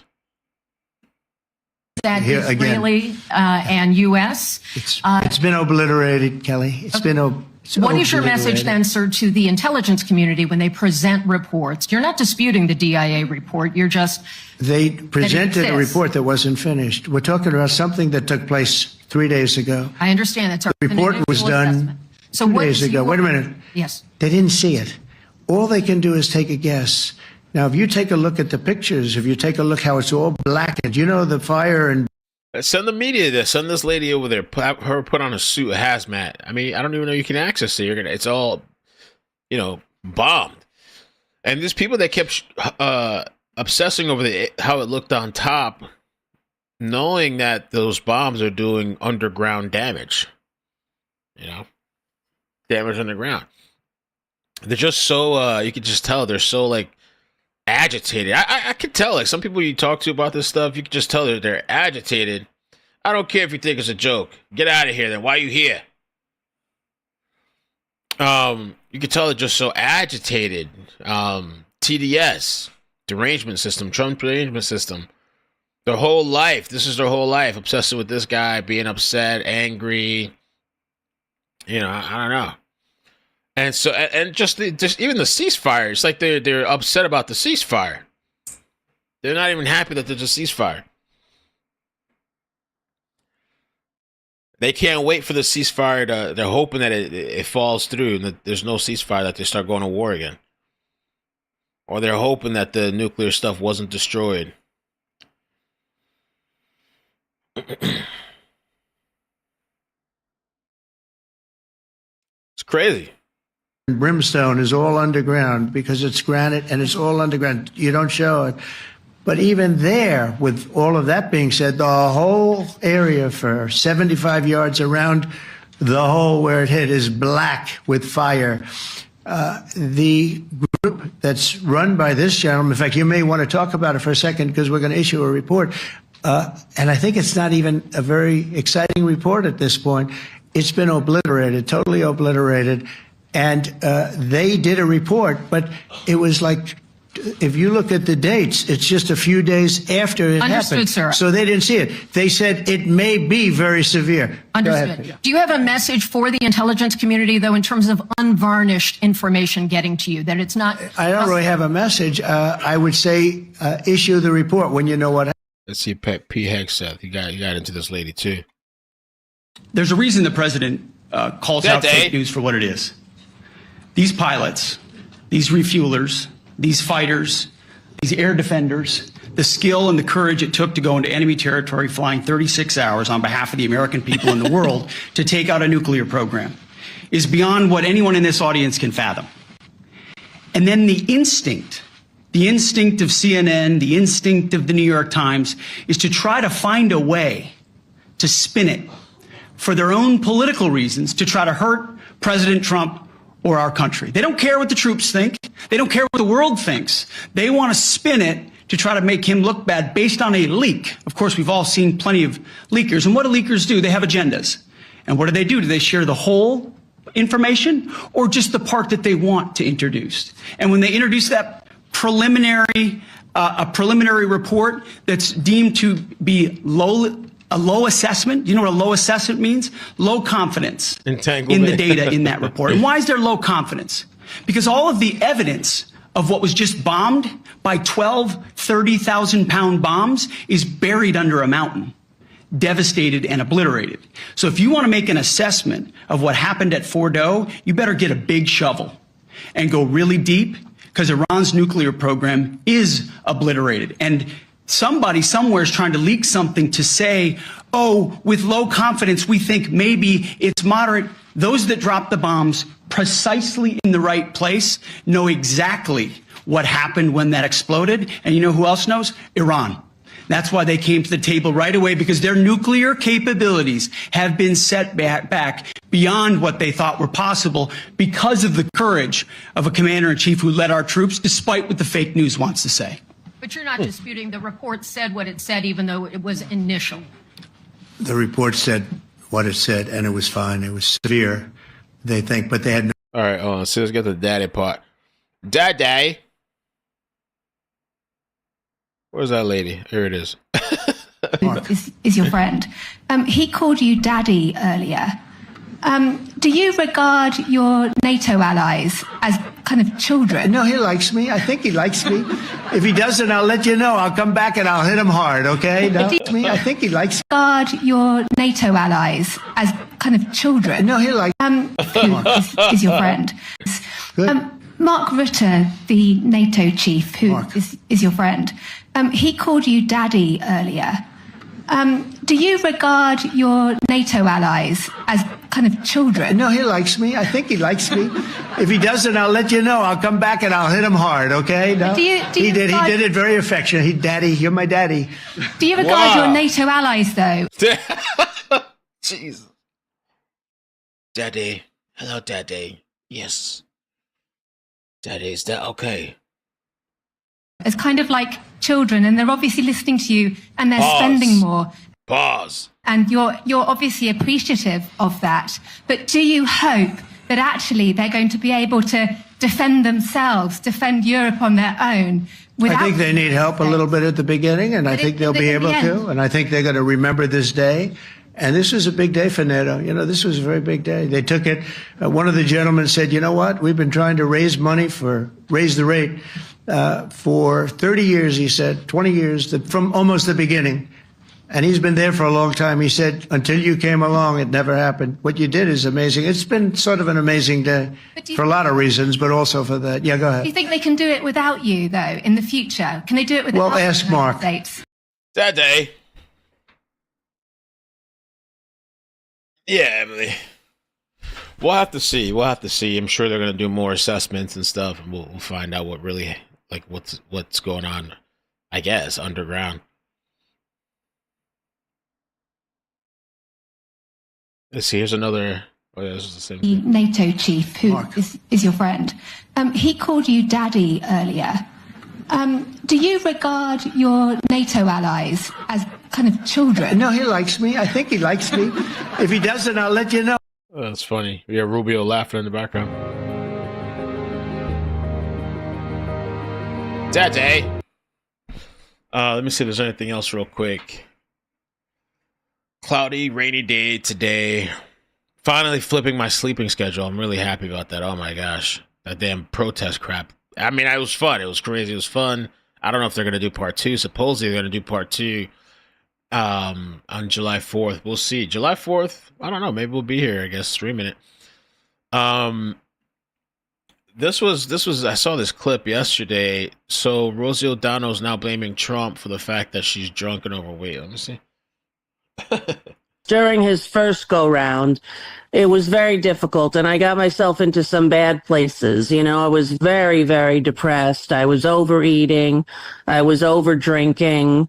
I was so depressed, Chris. I can't, it hurt my heart that America believed the lies about him. And then it broke my heart to be in a business that creates and sells those lies for profit. You know, it was very heavy, to tell you the truth.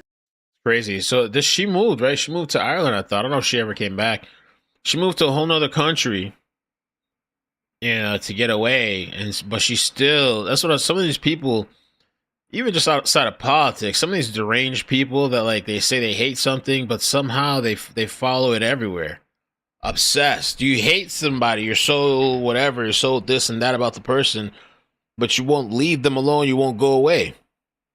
Obsessed. You move to a whole nother country, but you're still 24/7 talking about this guy. Right? It's like people that come in here and complain this and that or whatever about the stream. Why are you here then? I think some of the most obsessed people are people that are in love with you, that say they hate you. So, because, they say that the phrase, what is it? You hate what you love, or something, or you love what you hate, or some shit. I don't know what it is. Or you're attracted to what you hate.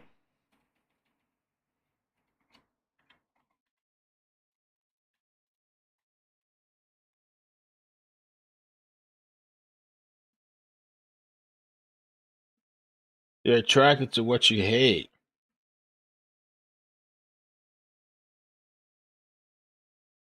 The stuff we hate in others often reflects unresolved parts of ourselves.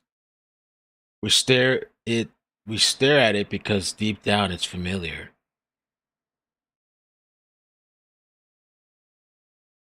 Hate watching, hate following, they're real. People click what triggers them emotionally.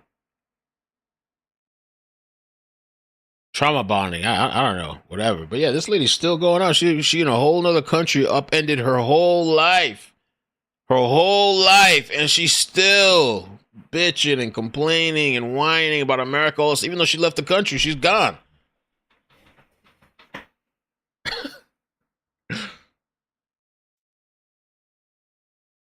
You got bigger problems, man. You got bigger problems than Trump. Maybe you should just handle the shit in your life or whatever. Right? What's going on with this chick?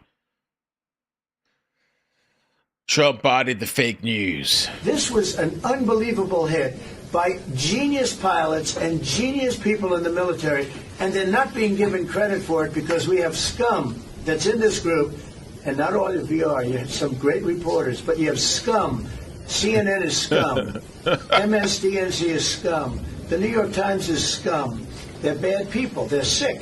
And what they've done is they're trying to make this unbelievable victory into something less. Now, even they admit that it was hit very hard, okay? But it wasn't hit hard. It was hit brutally, and it knocked it out. The original word that I use, I guess it got us in trouble because it's a strong word. It was obliteration. This was an unbelievable hit by genius pilots and genius people. Bro, check this out. Look at this crazy truck. A truck was left hanging off a collapsed bridge after a landslide in China. Oh my God.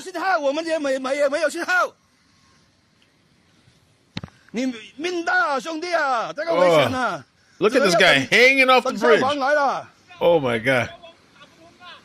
I called the fire department but can't get through. We don't have any mobile connectivity. How are they gonna get this guy? I would have jumped before the if I don't know, I can't see how the vehicle ended up like that, but if I seen this shit rolling off, or maybe it fell, maybe the bridge collapsed while he was over that part already.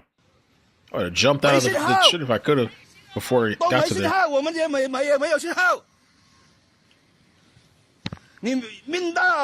Brother, you're lucky. This is dangerous. I don't know how. I'm not sure if he's lucky yet. He must have made it out. I mean, he is lucky to just be alive right there in that moment, but you have to wait for the fire department.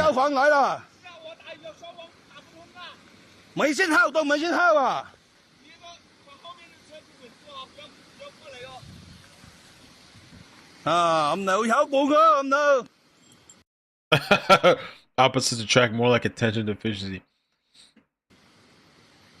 那有个小车啊，那边有2个小车啊，不要往那边走了，往那边走，那边就裂开了，退开，快点！ Go the other way. That's wild. 裂开了，走了，往不要往那边走了，往那边走，那边就裂开了，退开，快点！ Jesus Christ. All right, let me make sure I record this still, all right? The mayor, man, the mayor of New York. That's going to be interesting to see what happens. This guy taking over. He does seem charismatic, that guy, but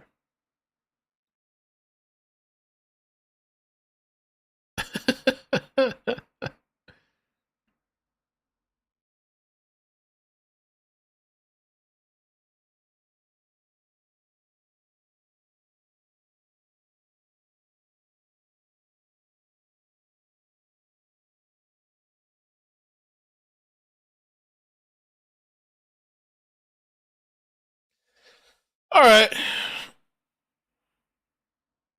Turns out the Hodge twins. Ooh, excuse me. The Hodge twins have always been in it for the money. The video they made to address comments of them being sellouts 12 years ago. Videos that I like to do, man. Yeah, so from time to time, you're going to see a paid sponsorship in our video. You're going to see it. And a lot of people are saying that we sold out because we didn't curse in those videos that we're changing. Yeah. Out of respect for those advertisers, they did not want us to curse in those videos. So out of respect, we did not curse in those 2 videos. So there's anything wrong with that. That's why we did what we did. We're not going to change ourselves. You might see one of those videos maybe once a month, maybe once every 6 months. We don't do them too regularly. But we may do them because we need to earn a living. We need to earn a living, man. Yeah, we need to make money, man. I'm not a fucking sellout. Yeah, this bitch right here ain't no sellout neither. Y'all need to look up the damn definition of sellout. Yeah. Ain't nowhere on the fucking dictionary that says fucking hog swim for that. Not even fucking close. Yeah, we nowhere near a fucking setup. I don't work for fucking free, man. Yeah. Last I heard, slavery was abolished a long fucking time ago. Yeah.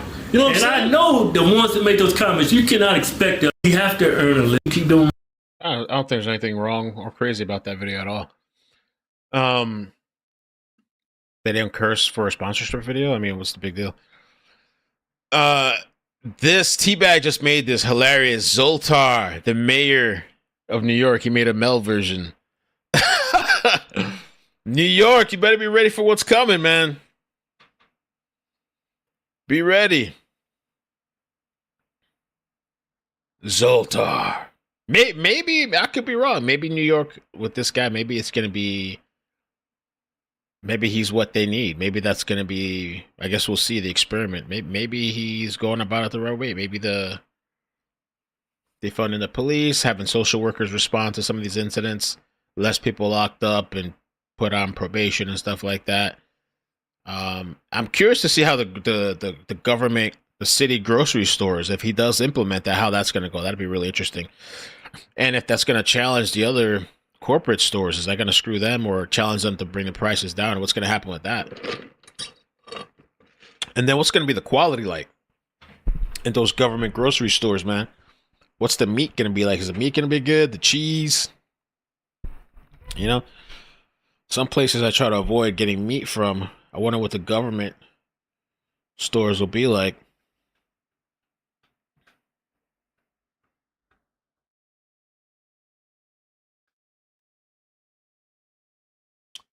That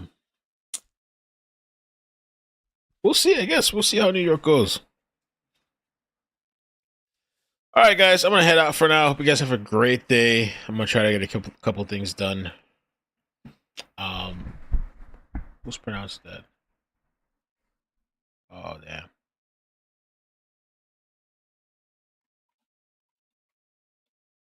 They said that girl from New York, that girl that somehow fell into the river, the East River. Somebody just left a comment, said she's pronounced dead. I wonder if they ever found her. Maybe they never found her.